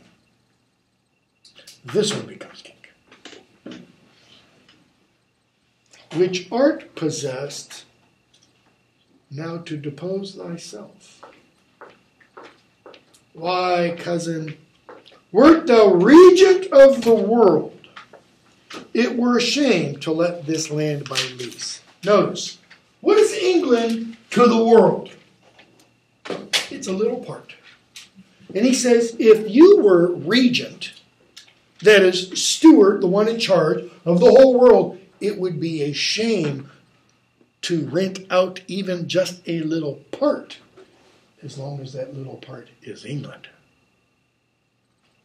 But for thy world enjoying but this land, is it not more than shame to shame it so? Landlord of England art thou now, not king. That's about the lowest blow John could deliver. Because, what does that landlord imply? All you're doing is collecting rent. Yeah, all you're doing is collecting rent. You don't rule it anymore. Yeah, you're like the super in an apartment building. The toilets start breaking down. Are you going to start going fixing the toilets now too? Okay. Because he's already gone, not in this speech, in a previous one, he already used the word tenement to describe England. They had tenements in Shakespeare's day. They were horrible. Because you have to understand how built, what life in London was like. You would have a little narrow street. Down the middle of that street, there would be like a little ditch cut down the middle. Okay? Houses would, now let's look at it from the side. Houses would be built like this, right up next to the street.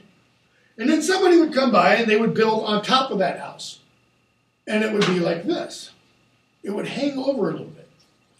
And you'd get these buildings like this until at the top they almost touch. Well, the reason they have this hangover is so that they can dump their chamber pots. The little pots you put on your mattress to pee or poop in at night. And what do? You take out in the morning and you dump it in the street. And it runs down that little drain. Okay, these were all wooden, so that when the Great Fire of 1666 ran through London, it just torched the whole place. Which is why you find very, very few Tudor buildings in London. The one in your book in the introduction is one that does survive. But it's because it's on the southern side. It's on the south bank of the Thames. It didn't burn down there. Okay? The center of London, where St. Paul's Cathedral was, for example, or St. Paul's Church, gone. There aren't any, with very few exceptions, okay, buildings that survive from Shakespeare's day. There are a few. I'll try and see if I can find some pictures and show them to you. So he says, you're just a landlord. Thy state of law is bondslave to the law. And now, and Richard's had enough. A lunatic, lean-witted fool, presuming on an egg's privilege. In other words, you think you can get away with saying this because you're sick and nearly dead.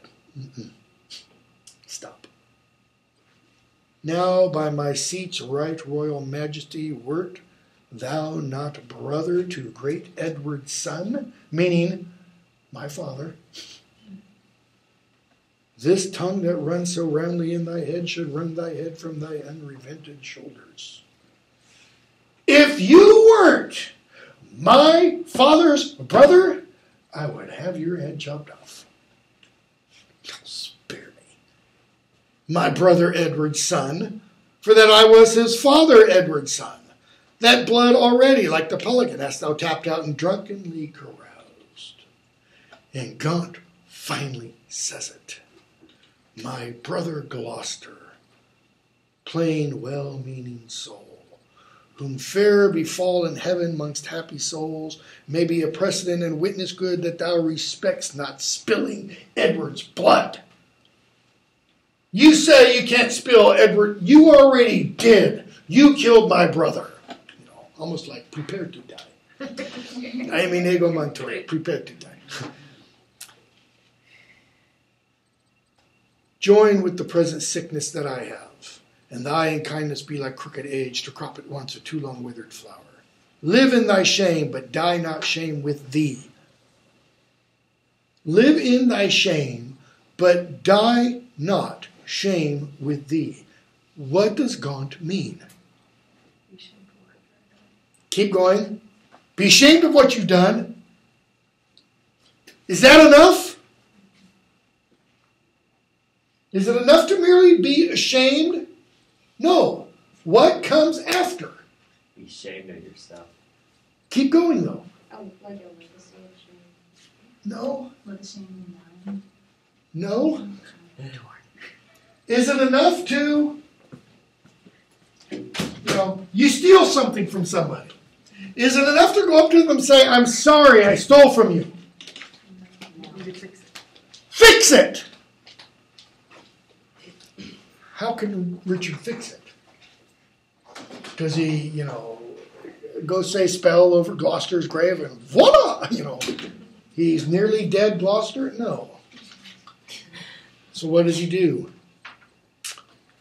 He has to change. He has to stop being the way he was. And that's why he says, but die not shame with thee.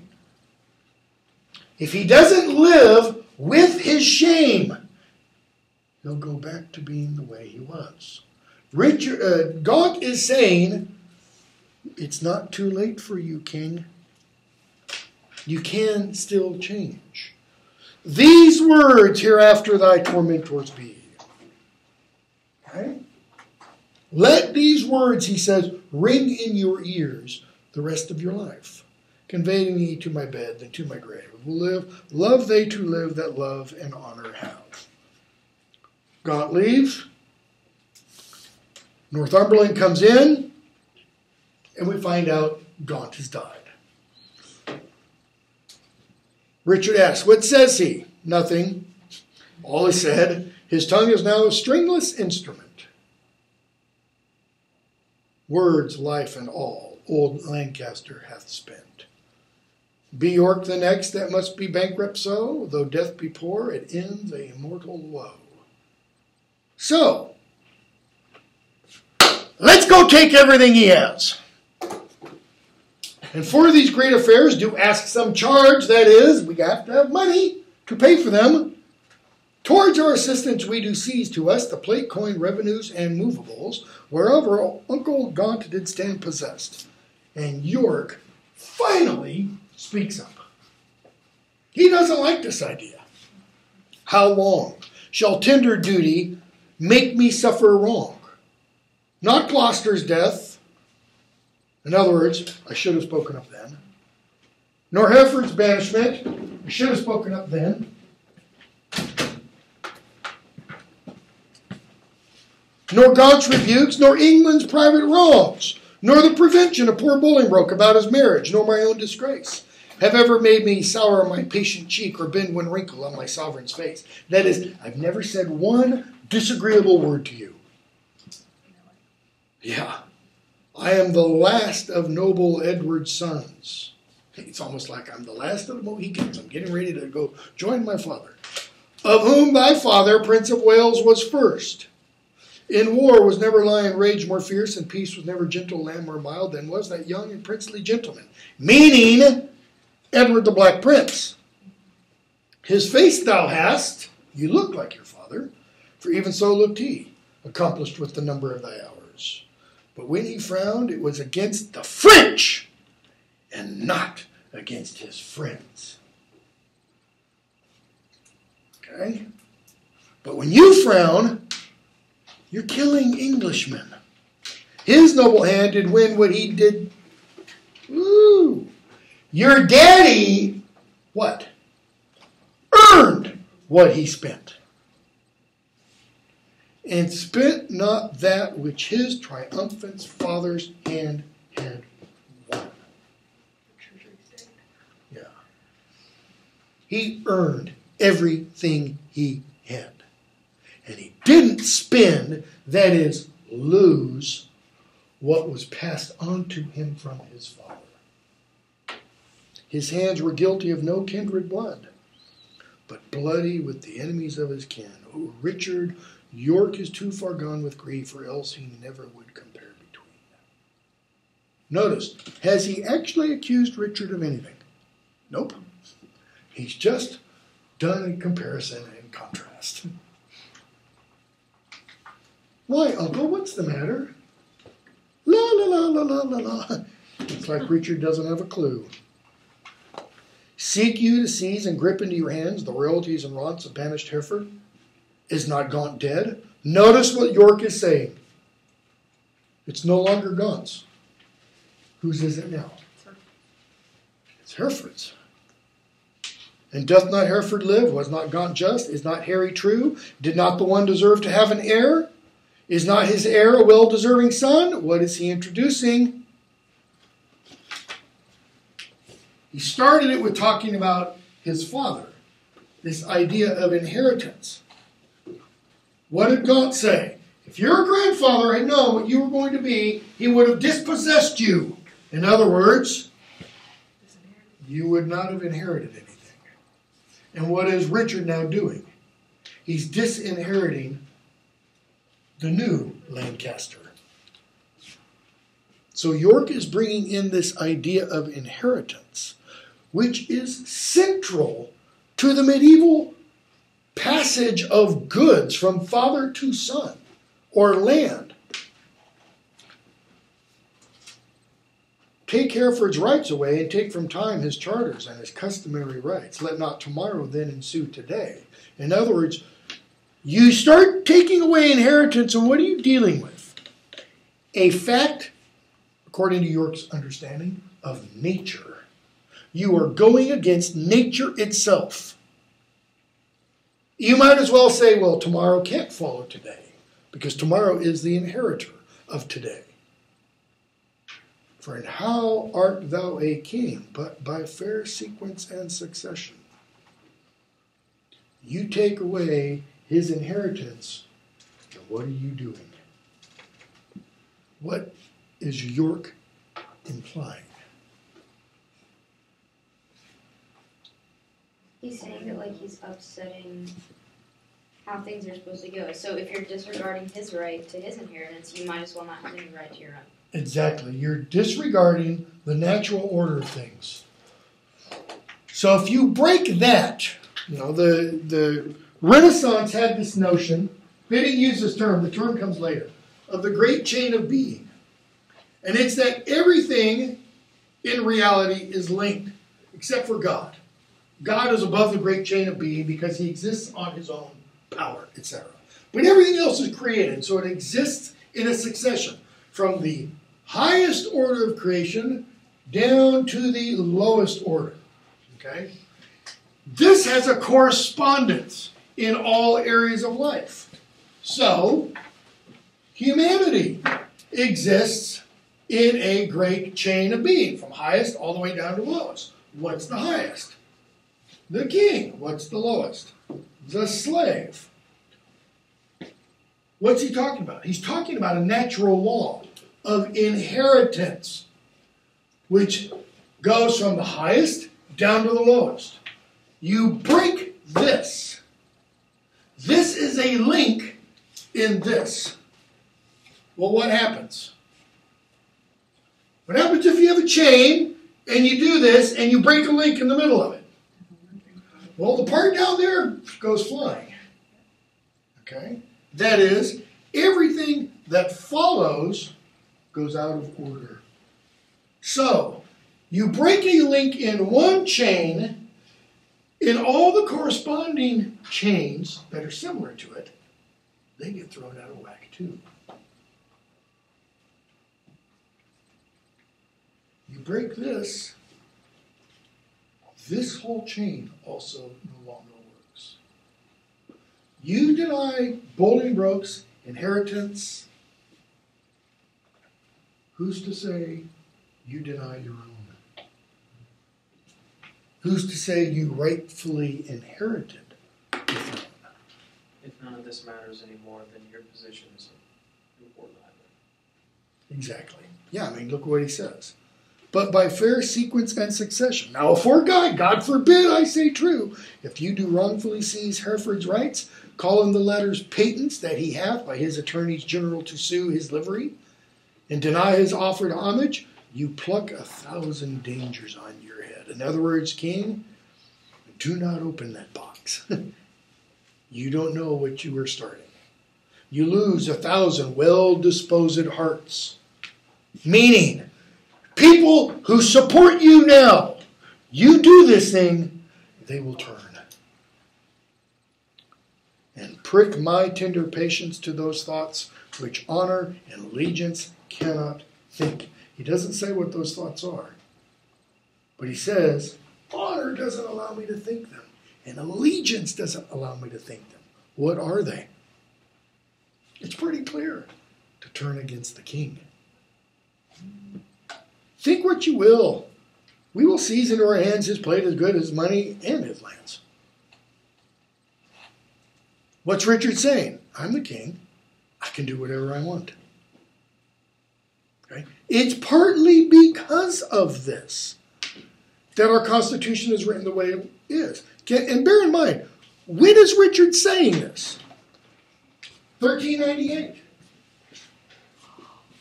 There's a little thing that was passed about 170 years earlier in 1215. Anybody know what it was? Modern English is the Great Charter. Magna Carta. When the barons forced King John, Richard's great-great-great-great-great-great grandfather, to do what? To one, have a parliament. And parliament had some power. But he also forced them to agree. If you're going to arrest somebody, they have to be charged. There has to be a jury of their peers, which in this day meant if a knight's going to be arrested, he has a jury of knights to listen to him. If a slave is arrested, he has a jury of slaves as his peers. Okay? And a whole bunch of other laws. And ever since 1215, what the kings were trying to do is they're trying to undo Magna Carta. I mean, Bolingbroke could have appealed to Magna Carta. But Richard had already had so little intercourse, let's say, with Parliament. It's like Magna Carta was already done and gone away with. But it wasn't, because it would be appealed to by later kings.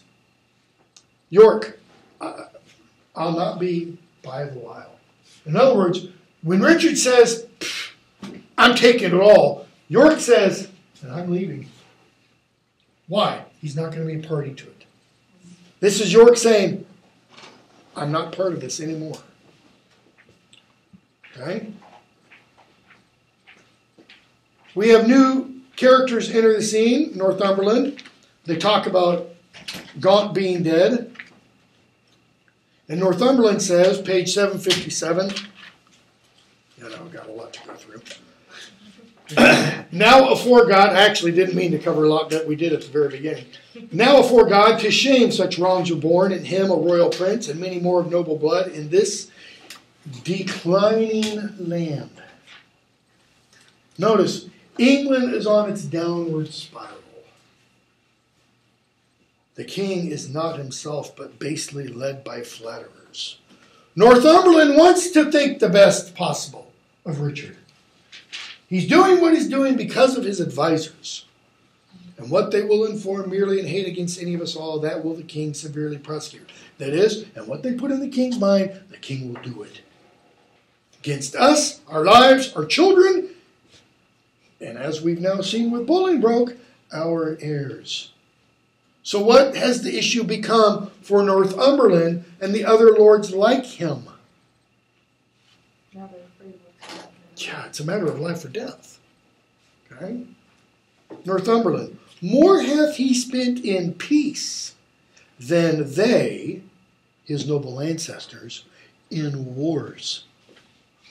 Well, what has Richard spent it on in peace? Stuff.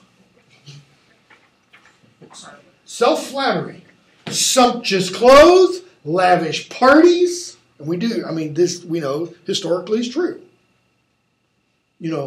Adorning court and the members of court. Gift giving.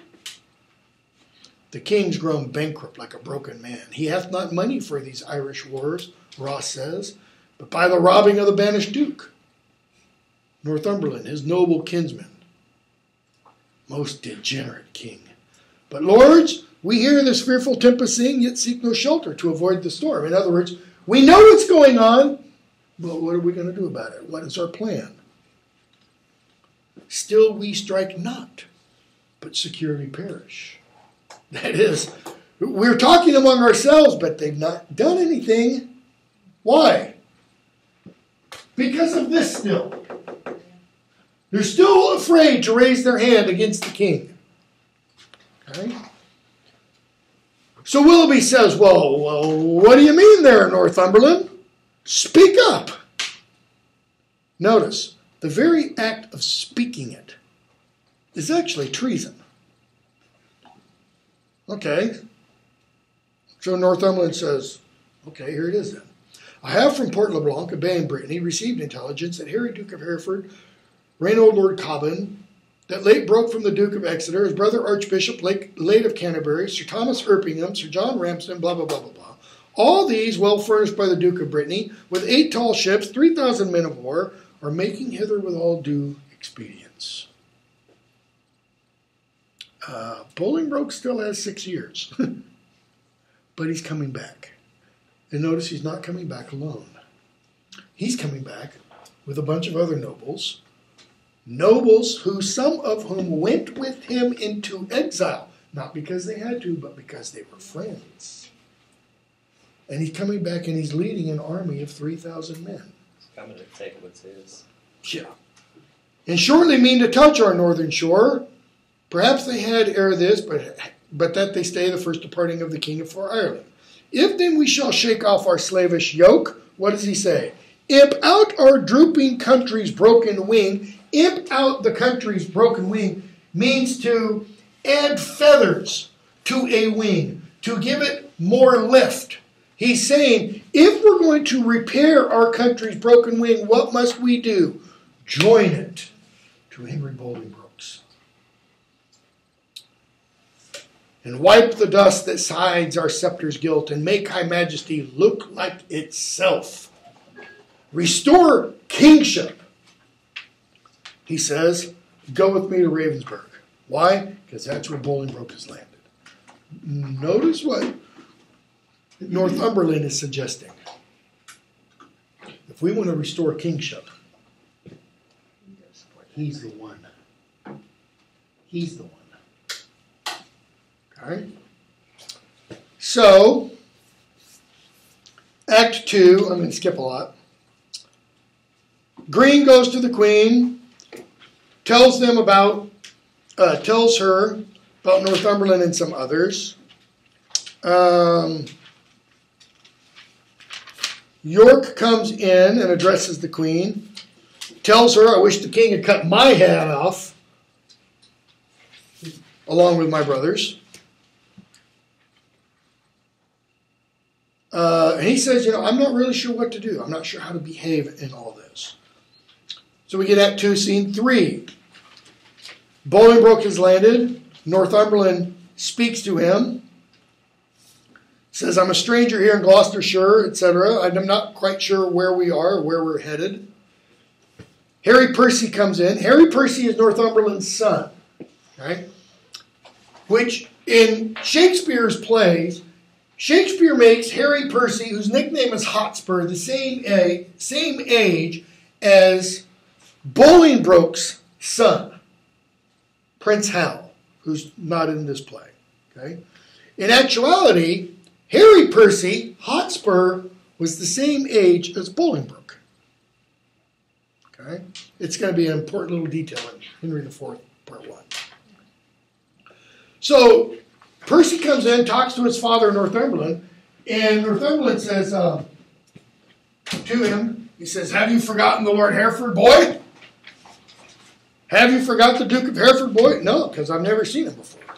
Well, he's right here in front of you. Well, my gracious Lord, I thank thee, gentle Percy. Be sure I count myself and nothing else will happy, blah, blah, blah, blah, blah. So he offers his hands to Percy, etc.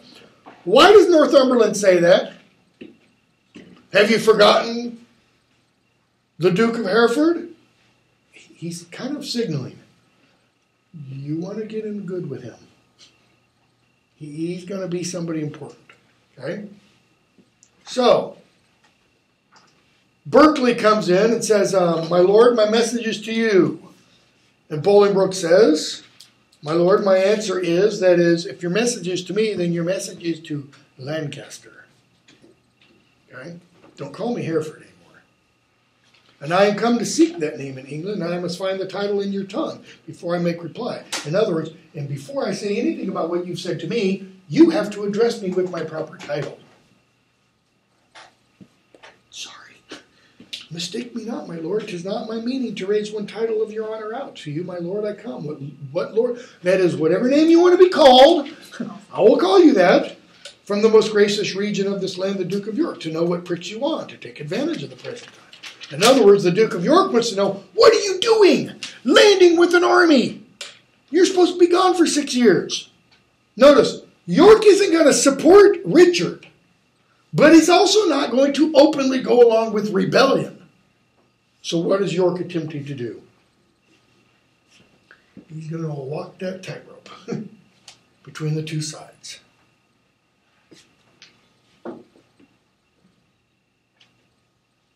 York comes in. Bolingbroke kneels to him. Show me thy humble heart and not thine. And you say, get up. Don't give me this false modesty. My gracious son, grace me no uncle. Okay. York's talking down to his nephew. Nor uncle me no uncle. I am no traitor's uncle. And that word grace in an ungracious mouth is but profane. Why have those banished and forbidden legs dared once to touch a dust of England's ground? But then more why? Why have they dared to march so many miles upon her peaceful bosom? In other words, it was bad enough you even landed on the soil, but then you've marched all over the ground, tramped all over the place, frightening her pale-faced villages with war and ostentation of despised arms. Because it's not like it's just Henry Bolingbroke out for a walk. It's Henry Bolingbroke, half a dozen other knights, and 3,000 men.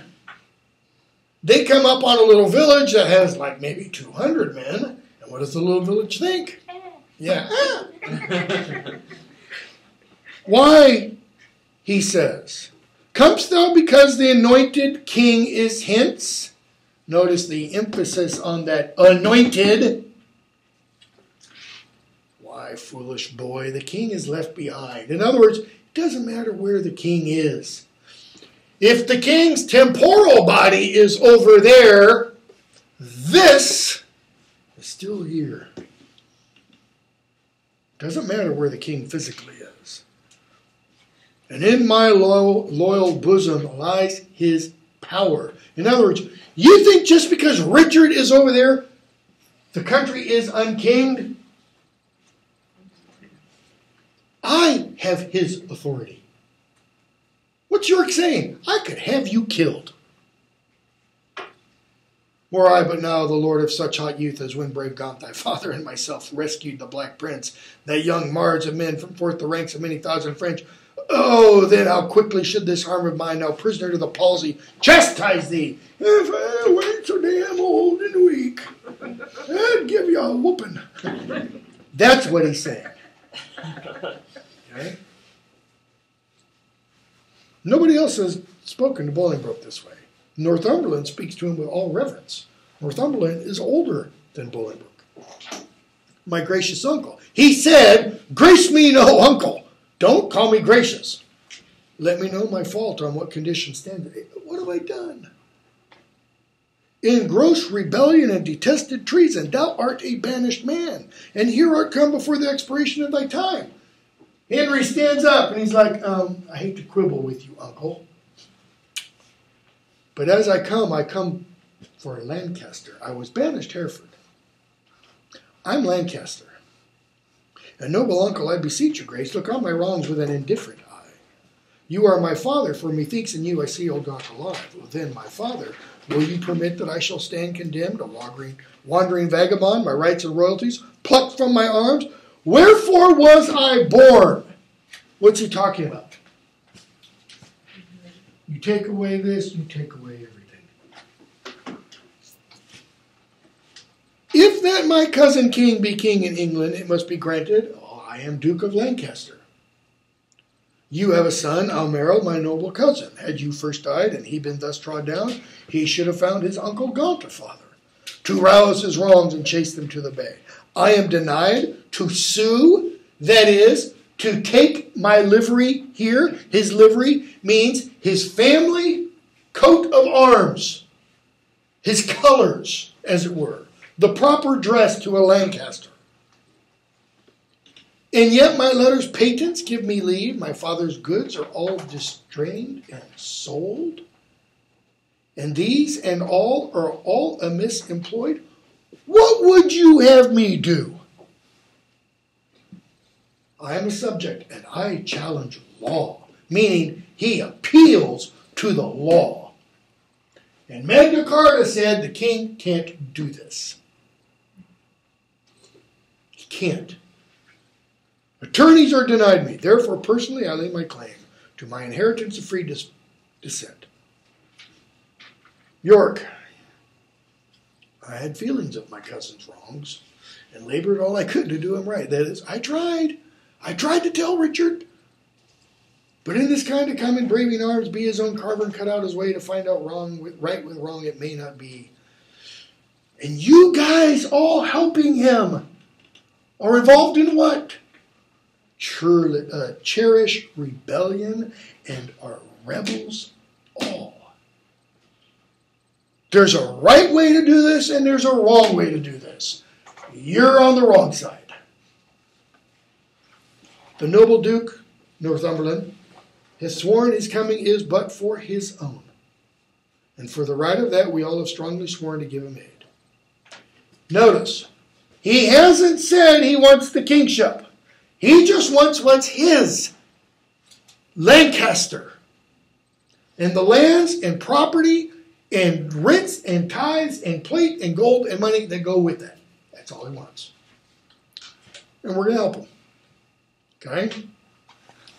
So we get Act 2, Scene 4, which we're going to skip. Act 3, Bolingbroke comes in. And what do we see immediately?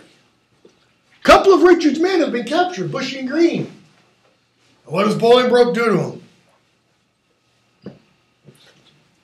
I will not vex your souls, since presently your souls must part your bodies. Kills him. He has them executed.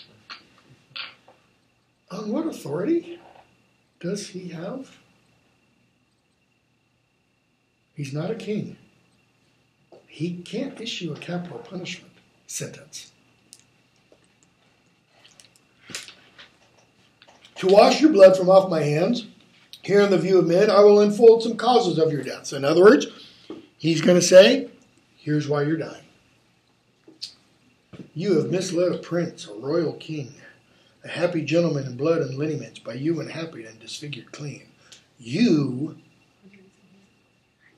have led Richard wrongly. Therefore, I'm having you killed. Who should have a say in that decision? Richard. You have in manner with your sinful hours made a divorce between his queen and him. Broke the possession of a royal bed, which Bevington, and I'm sorry if this offends you, but so what? Which Bevington, I think idiotically, says is a homophobic slur. Okay? That Bevington is suggesting that Bolingbroke is saying, you got in the sheets instead of the queen with Richard. And even if Bolingbroke is saying that, that doesn't make it homophobic. What does homophobic mean?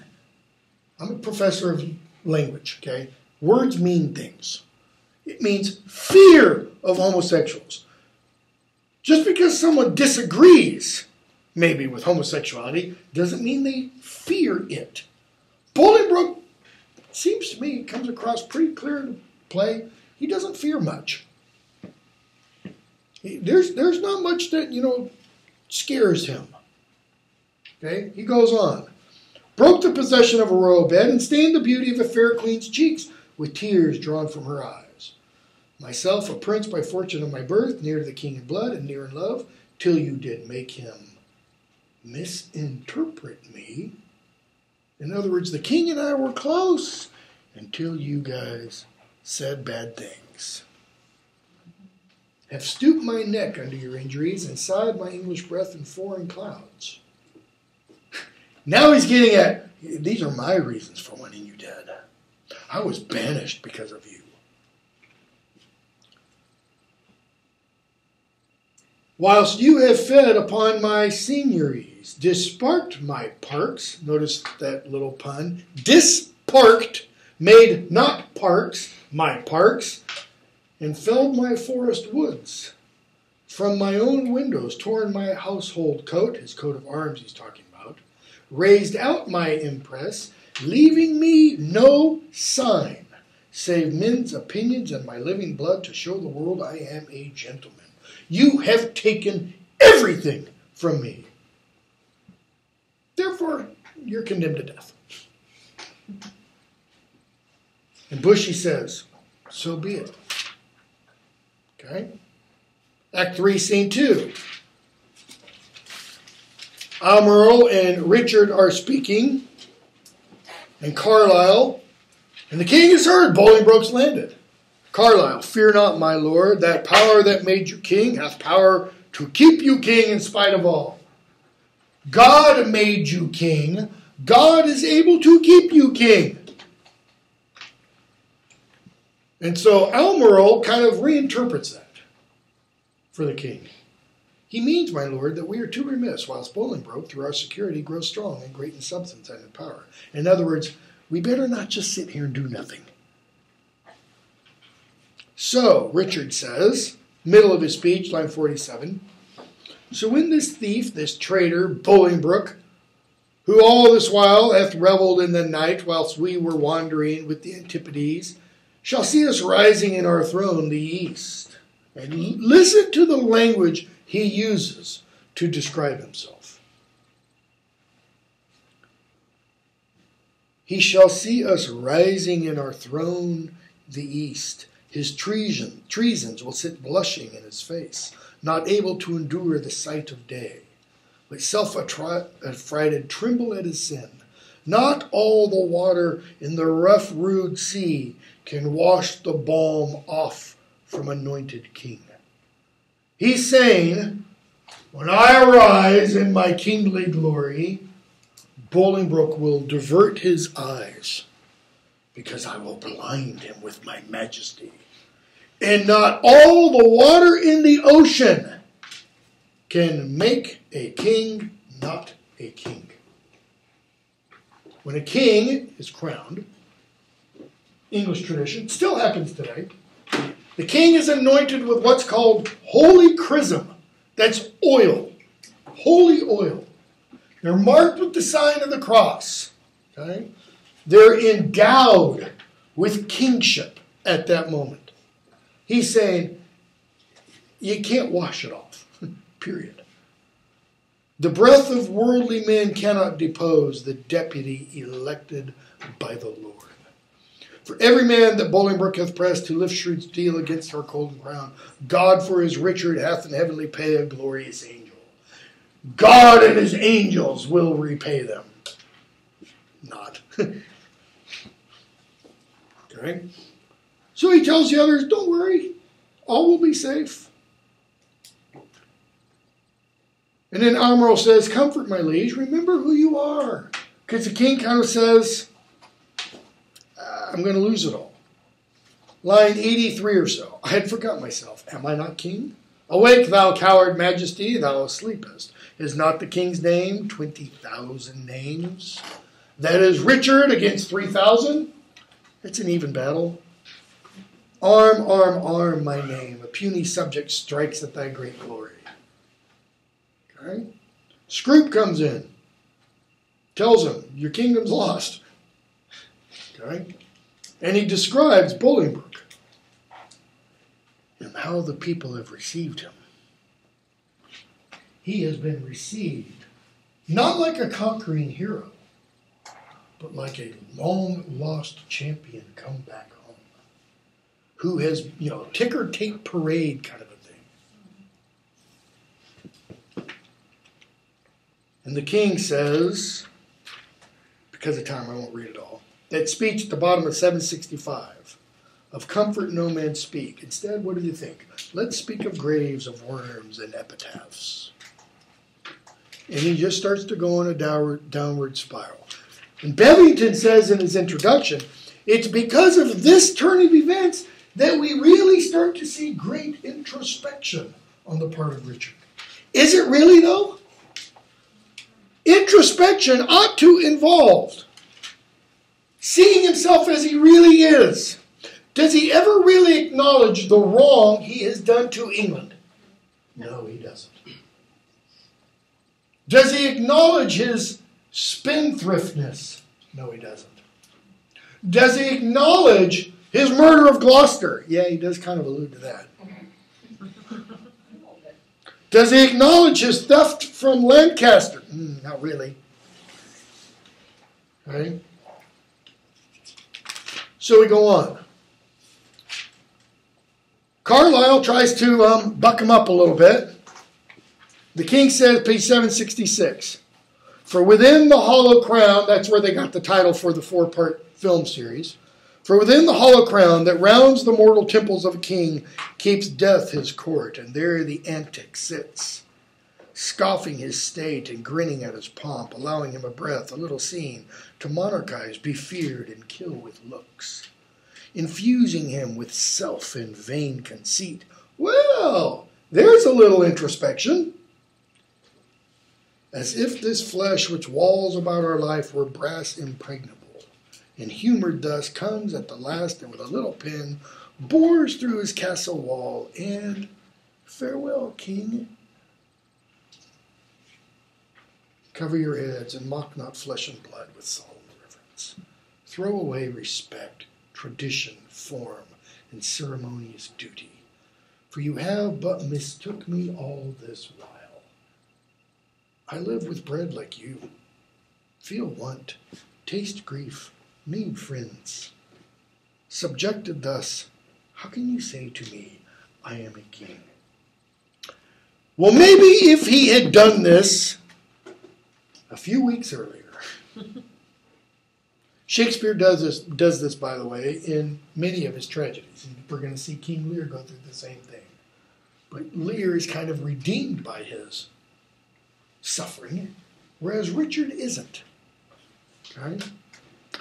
So, Act 3, Scene 3.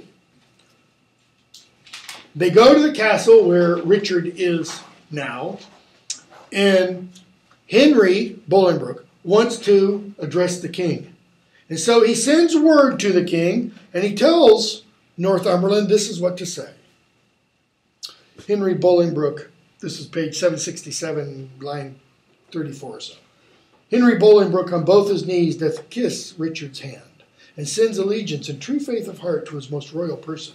Hither come even at his feet to lay my arms and power, provided that my banishment repealed and lands restored again be freely granted. Notice what he said there.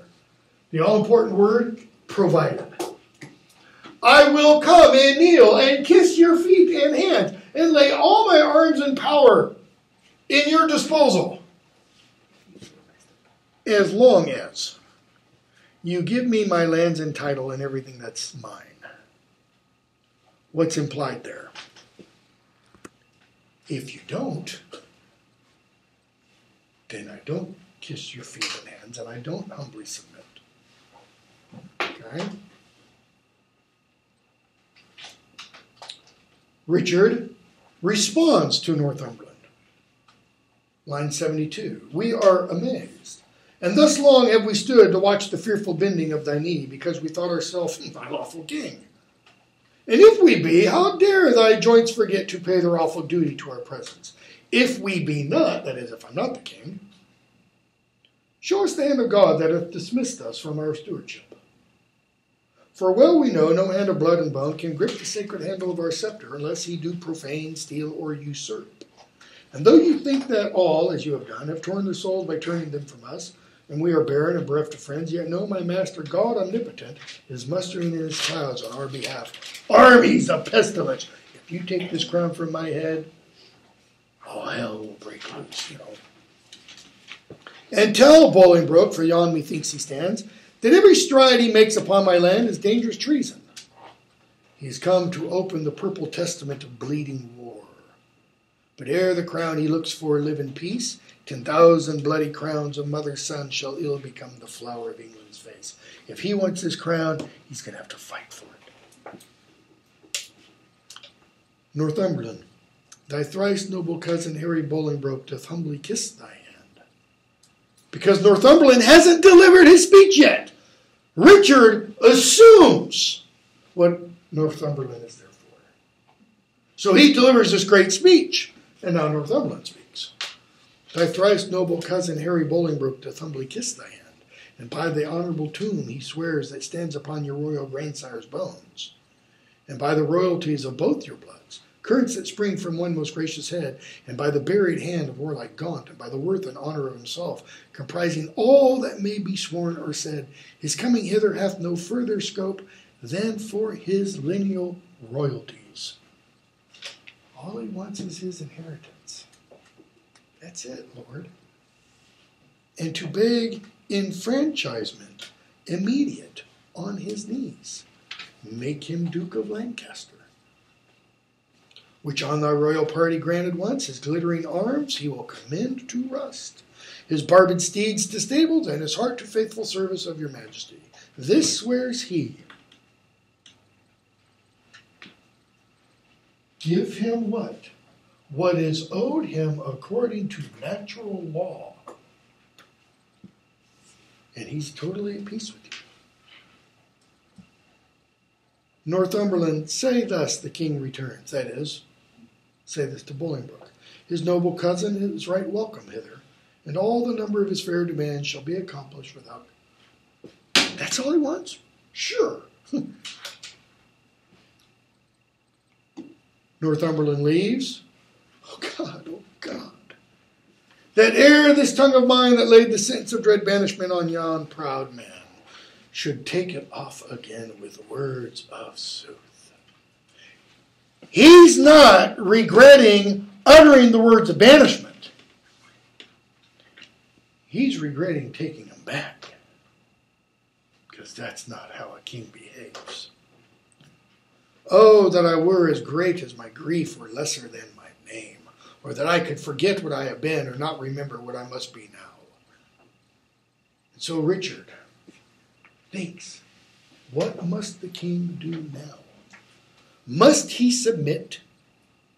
Okay, this is getting at the heart of this idea of authority. The king shall do it. Must he be deposed? The king shall be contented. Did they say anything about deposing? No, but Gaunt did earlier, and so did York. Must he lose the name of king? In God's name, let it go. I'll give my jewels for a set of beads, my gorgeous palace for a hermitage, my gay apparel for an almsman gown, my figured goblets for a dish of wood, my scepter for a palmer's walking staff, my subjects for a pair of carved saints, and my large kingdom for a little grave. In other words, he says, I'll trade being king to being a monk. Or I'll be buried in the king's highway, some way of common trade, where subjects' feet may hourly trample on their sovereign's head. For on my heart they tread now whilst I live, and buried once, why not upon my head? Skipping a bit. Will his majesty give Richard leave to live till Richard die? He's talking about Bolingbroke. Will Bolingbroke allow me to live until I die a natural death? You make a leg, and Bolingbroke says, aye. Down, down I come, like Christine Phaethon, wanting the manage of unruly jades in the base court. So Richard and Bolingbroke meet. And Bolingbroke says, my gracious lord, I come but for mine own. That's all I want. Your own is yours, and I am yours, and all. So far be mine, my most redoubted lord, as my true service shall deserve your blood. Well you deserve. They well deserve to have that know the strongest and surest way to get. They well deserve to have that know what? The strongest and surest way to get. In other words, those who rule deserve to rule because they do what is necessary to rule.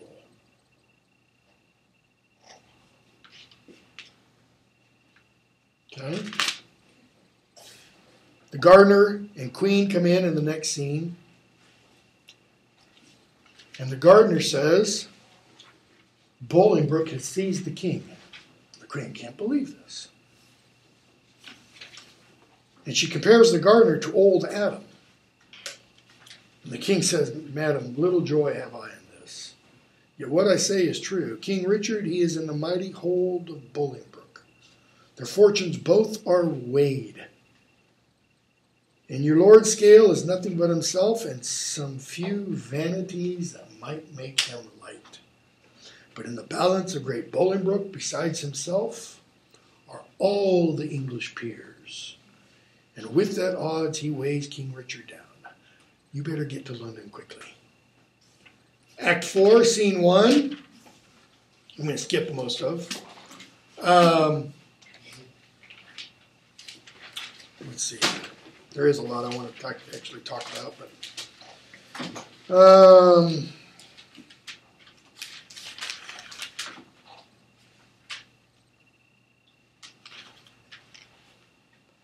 no, Act 4, Scene 1, page 772. Richard abdicates, essentially. And top of page 772, right-hand column. York says, Great Duke of Lancaster, I come to thee from plume-plucked Richard, who with willing soul adopts thee heir, because he doesn't have one, and his high scepter yields to the possession of thy royal hand. Ascend his throne, descending now from him, and long live Henry, fourth of that name. In God's name, I'll ascend the regal throne. And Carlyle, can't just, that's too much. Would God that any in this noble presence were enough noble to be upright and judge of noble Richard. Then true noblesse, which is like this, okay, would learn in forbearance from so foul a wrong. What subject can give sentence on his king? And who sits here that is not Richard's subject? Thieves are not judged, but they are by to hear, although apparent guilt be seen in them. Shall the figure of God's majesty, his captain steward, deputy elect, anointed, crowned, planted many years, be judged by subject and inferior breath, and he himself not present? Oh, forfend it. God, that in a Christian climate, souls refined should show so heinous, black, obscene a deed. How dare you call yourselves good Christians and do this, in other words. Okay? So what does Northumberland do? Does he argue with them? No, he arrests them for capital treason. Capital treason meaning... Okay? So Richard comes in. Notice officers bearing the crown and regalia. Richard's not dressed as king. And this is really good in the Hollow Crown version that I put on the website. I mean, this scene is pretty powerful. Alack, why am I sent for to a king, before I have shook off the regal thoughts wherewith I reigned? I hardly yet have learned to insinuate, flatter, bow, and bend my knee. In other words, I haven't learned how to be a subject, which means to do what? To insinuate, to flatter, to bow, and bend my knee. I'm still kingly. I don't know quite yet how to suck up to people properly. Give sorrow leave a while to tutor me to this submission, yet I will remember the favors of these men. Were they not mine? And he's looking at all the peers around him. Did they not sometime cry, all hail to me? So Judas did to Christ. Ouch! That's got to sting. He's just called all of Bolingbroke's peers Judases. But he in 12 found truth in all but one. I in 12,000 none. He's saying all the peers of England are false and traitorous. God save the king.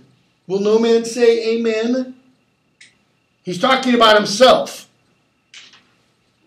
God save the king, although I be not he, and yet amen, if heaven do think him me. To do what service, why am I here? To do that office of thine own good will, which tired majesty did make thee offer, the resignation of thy state and crown to Henry Bolingbroke. The only problem is, in English tradition, there is no way to resign the crown. They have no written celebration, no ritual, like they do for the infusion of the crown, or the placing of the crown. Okay? Give me the crown. He takes the crown. And he says, here, cousin, Like he's going to hand it to him. Here, Henry, take the crown. Now on this side, my hand, and on that side, thine. And it's almost like he hands the crown, Henry reaches for it, and then Richard kind of pulls back, so they're both holding on to it. And there's tension. On this side, my hand, and on that side, thine. Now is his golden crown like a deep well that owes two buckets, filling one another. The emptier ever dancing in the air, the other down and seen and full of water. That bucket down and full of tears am I, drinking my grief while you mount upon high. I thought you were willing to resign. My crown I am, but still my griefs are mine. That is, you don't get my griefs. You may my glories and my state depose, but not my griefs. Still am I king of those. Part of your cares you give me with your crown. That is part of your cares. What does he mean? Your troubles, your sorrows, those aspects of kingship, all the problems. Your cares set up, do not pluck my cares down. That is, just because you are taking cares upon yourself, that doesn't take mine away. My care is loss of care, by old care done. Your care is gain of care, by new care won. That is, your care, your trouble, is you're now taking on more troubles than you are aware of, sonny. The cares I give, I have, though given away. They tend to crown, yet still with me they stay. What's he mean? You might wear the crown? Kind of. But I'm still the king. That's what he's saying. You might wear the crown. You might get the fancy cloak. You know, the red and white, the ermine, and the whole 9 yards. But I'm still king. Why? Because God made me king. And I can't unmake that. There's only way you stop being a king. You die. Okay? Are you contented to resign the crown? I. No, I. For I must nothing be. Therefore, no, for I resign to thee. Now mark me how I will undo myself. And he yields the crown and scepter. I give this heavy weight from off my head, and this unwieldy scepter from my hand. The pride of kingly sway from out my heart. And what does he do? He turns this into a ritual. With mine own tears I wash away my balm. With mine own hands I give away my crown. With mine own tongue deny my sacred state. Notice, deny my sacred state. He doesn't say I give it away. Right? With mine own breath release all duteous oaths. All pomp and majesty I do forswear. All manners, rents, revenues I forgo. My acts, decrees, and statutes I deny. God pardon all oaths that are broke to me. God keep all vows and broke are made to thee. Make me that nothing have with nothing grieved. And thou with all pleased that hast all achieved. Long mayst thou live in Richard's seat to sit. He doesn't say, long mayst thou live in the king's seat to sit. You might sit in the big seat, but the big seat, as long as I am alive, is still mine. And soon lie Richard in an earthy pit. God save King Henry, unkinged Richard says, and send him many years of sunshine days. One more remains. In other words, is that good? Is that enough? You done? Northumberland. Almost. You need to read these accusations and crimes. Okay? That show that you are, what? Worthily deposed. Must I do so? Gentle Northumberland. If thy offences were upon record, would it not shame thee in so fair a troop to read a lecture of them? In other words, really, come on. You got to make me do this. Northumberland. Dispatch. In other words, come on, quickly. I can't. My eyes are full of tears. I can't read. My lord. No lord of thine. Right? I've been unkinged. Thou hot insulting man, nor no man's lord. I have no name, no title. No, not that name was given me at the font, but 'tis usurped. He's not talking about Richard, he's talking about king. Elect the heavy day. Bolingbroke. Because the king says, can someone get me a mirror so I can see how I look? They get him a mirror. He looks at it. He says, give me that glass and therein will I read. That is, I will read what I see in the glass. I'm not going to read your silly little list. No deeper wrinkles yet. Hath sorrow struck so many blows upon this face of mine, and made no deeper wounds? O flattering glass, like to my followers in prosperity. It's a beautiful line. His followers in prosperity. Thou dost beguile me. Was this face the face that every day under his household roof did keep 10,000 men? Was this the face that, like the sun, did make beholders wink? That is, they wouldn't look at the king. There's a tradition in English custom where you don't look the king in the face. It got really bad with Henry VIII. Henry VIII wouldn't even let a commoner look at him, much less in his face. King comes by, you put your face to the ground. The king is so full of glory, you're not to even behold him.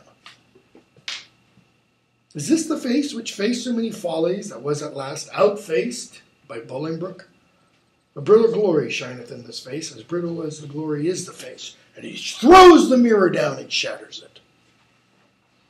For there it is, cracked in 100 shivers. Mark, silent king, the moral of this sport. How soon my sorrow hath destroyed my face. The shadow of your sorrow hath destroyed the shadow of your face. The shadow, the thing that comes from, that your sorrow produces, does what? That destroyed your face, meaning your visage, your kingliness. Say that again. 'Tis very true, the grief lies all within, and these external manners of laments are merely shadows to the unseen grief that swells with silence in the tortured soul. It's like Hamlet saying, these inky clothes, madam, are but the suits and trappings of woe. I have that inside, he says, which cannot be portrayed. I'll beg one boon. Give me one thing, and then I'll be gone and trouble you no more. Shall I obtain it? Name it. Fair cousin. Fair cousin. I'm greater than a king, for when I was a king, my flatterers were then but subjects, being now a subject. I have a king here to my flatterer, being so great I have no need to beg. So what is it you want? Give me leave to go. Whither you will, so I were from your sights. Wherever I don't have to look at you. Convey him to the tower. King goes off. Well, take that back. Richard goes off. And Richard speaks with his queen.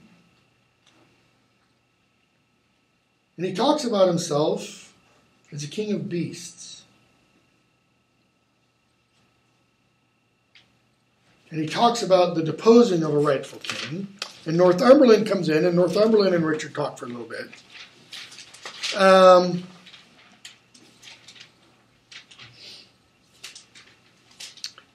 And Richard says to Northumberland, just wait.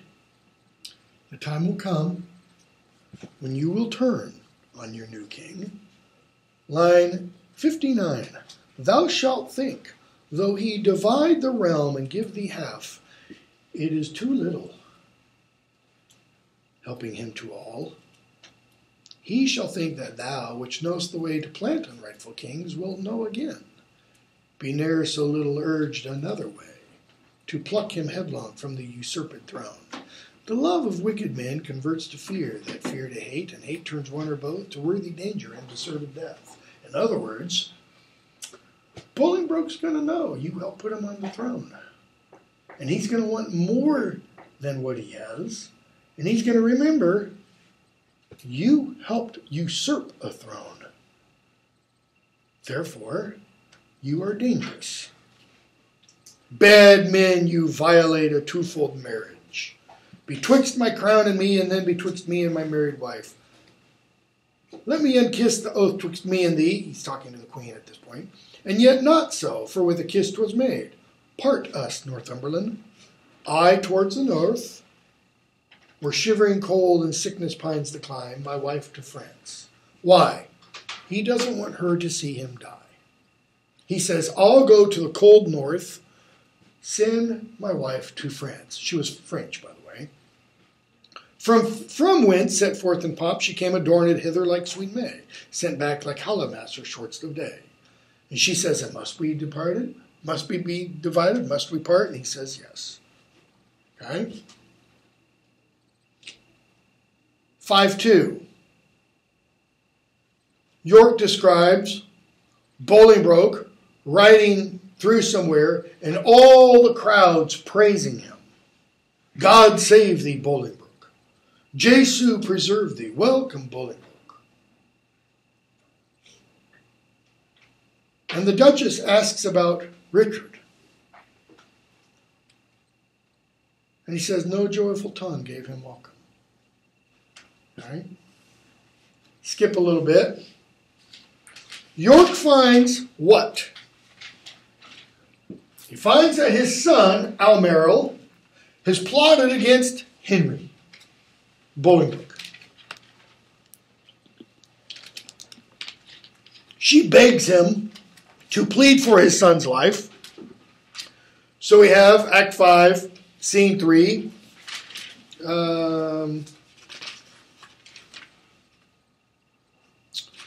Open the beginning, Act 5, Scene 3. King Henry asks about his unthrifty son. Shakespeare introduces the image of Prince Hal here. 'Tis full 3 months since I did see him last. If any plague hang over us, 'tis he. That is, if there's any black mark hanging over my name, it's my son. I would to God, my lords, he might be found. Inquire, go down to London somebody, and look where. Yeah, among the taverns there, for there they say he daily doth frequent with unrestrained loose companions. Even such they say as stand in narrow lanes and beat our watch. That is, beat the police and rob our passengers. He's a highway robber.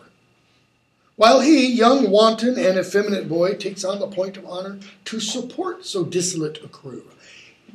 He's the head of this gang of thieves. Okay? And Percy says, I saw him a couple days ago down at Oxford. So York comes in with the Duchess and Almeril. And York pleads for his son. He was a conspirator. He's not anymore. Lord, don't do anything to him. And King Henry says, line 131, I pardon him, as God shall pardon me. The Duchess, again, please. With all my heart, I pardon him.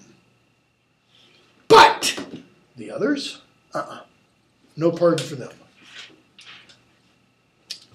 5:4. Exton. Sir Piers of Exton comes in and says, Didst thou not mark the king? What words he spake? How I know friend will rid me of this living fear. Was it not some of those words, very words? So let's do it. It's almost like Shakespeare is thinking of what was said about Henry II regarding St. Thomas of Becket before he was St. Thomas of Becket. When he was just Thomas of Becket, Archbishop of Canterbury, who was a real thorn in the side for Henry II. Before he became Archbishop of Canterbury, he and Henry were great buddies. Drinking, whoring together, the whole 9 yards, even though Henry was married. Okay. Henry decides to make him Archbishop of Canterbury, and Becket says, don't do this. Henry does, and Becket takes it seriously. It's like he has a Damascus Road conversion experience. He suddenly becomes all religious, etc. And on Christmas Day, in a drunken fit, according to anecdotal evidence, Henry said, will no one rid me of this meddlesome priest? 3 of his men ride from London to Canterbury and assassinate Thomas à Becket on the altar at Canterbury Cathedral. Okay? Have I no friend will rid me of this living fear? What's the living fear? As long as Richard is alive, Henry's throne is what? Or Henry's kingship is what? Still valid. Yeah. It's in doubt. It's in danger. So, Exton goes and kills him. And what does he do? We get a big long speech by Richard, which we're not going to read. And Exton comes in, kills Richard, and scene 5-6. He comes to the king and says, Great king, with this coffin I present thy buried fear. Hearing all breathless lies, the mightiest of thy greatest enemies, Richard of Bordeaux, by me hither brought. I thank thee not, for thou hast wrought a deed of slander with thy fatal hand upon my head and all this famous land. From your own mouth, my lord, I heard I did this deed. They love not poison that do poison need, nor do I thee. Though I did wish him dead, I hate the murderer, love him murdered. In other words, Exton's got to die. Though I wished him dead. What's Henry saying? I didn't really want him killed. Or did he? Because notice how the play ends. It just kind of ends with a big, massive question mark. It doesn't end the way Shakespeare normally ends a tragedy, where there is a profound resolution. I don't mean where problems are solved. That's not how tragedies end. Okay? But it doesn't end with any kind of real resolution. It's just, the king is dead. Or the old king has been murdered. Lords, I protest my soul is full of woe, that blood should sprinkle me to make me grow. Come mourn with me for what I do lament, and put on sullen black incontinent. He's going to dress in clothes of mourning for Richard. I'll make a voyage to the Holy Land to wash this blood off from my guilty hand. He's going to perform a pilgrimage. Where to? Jerusalem. Okay? For what reason? To try to expiate this sin. Okay? March sadly after. Grace my mornings here in weeping after this untimely bier. Richard was 33, I think it was. 33 or 32 when he died. He probably would have lived to twice that age. But as long as he was alive, there always would have been the question, nagging at Henry, should I have done it? Because a king had never been deposed before.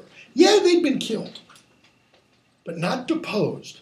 I mean, they'd been killed in battle kind of a thing. Okay? So that just kind of sets up for the opening of Henry IV, Part 1, which we're not reading next. Right? Probably should have, but I don't even remember what's next. Midsummer Night's Midsummer Night's Dream. The two plays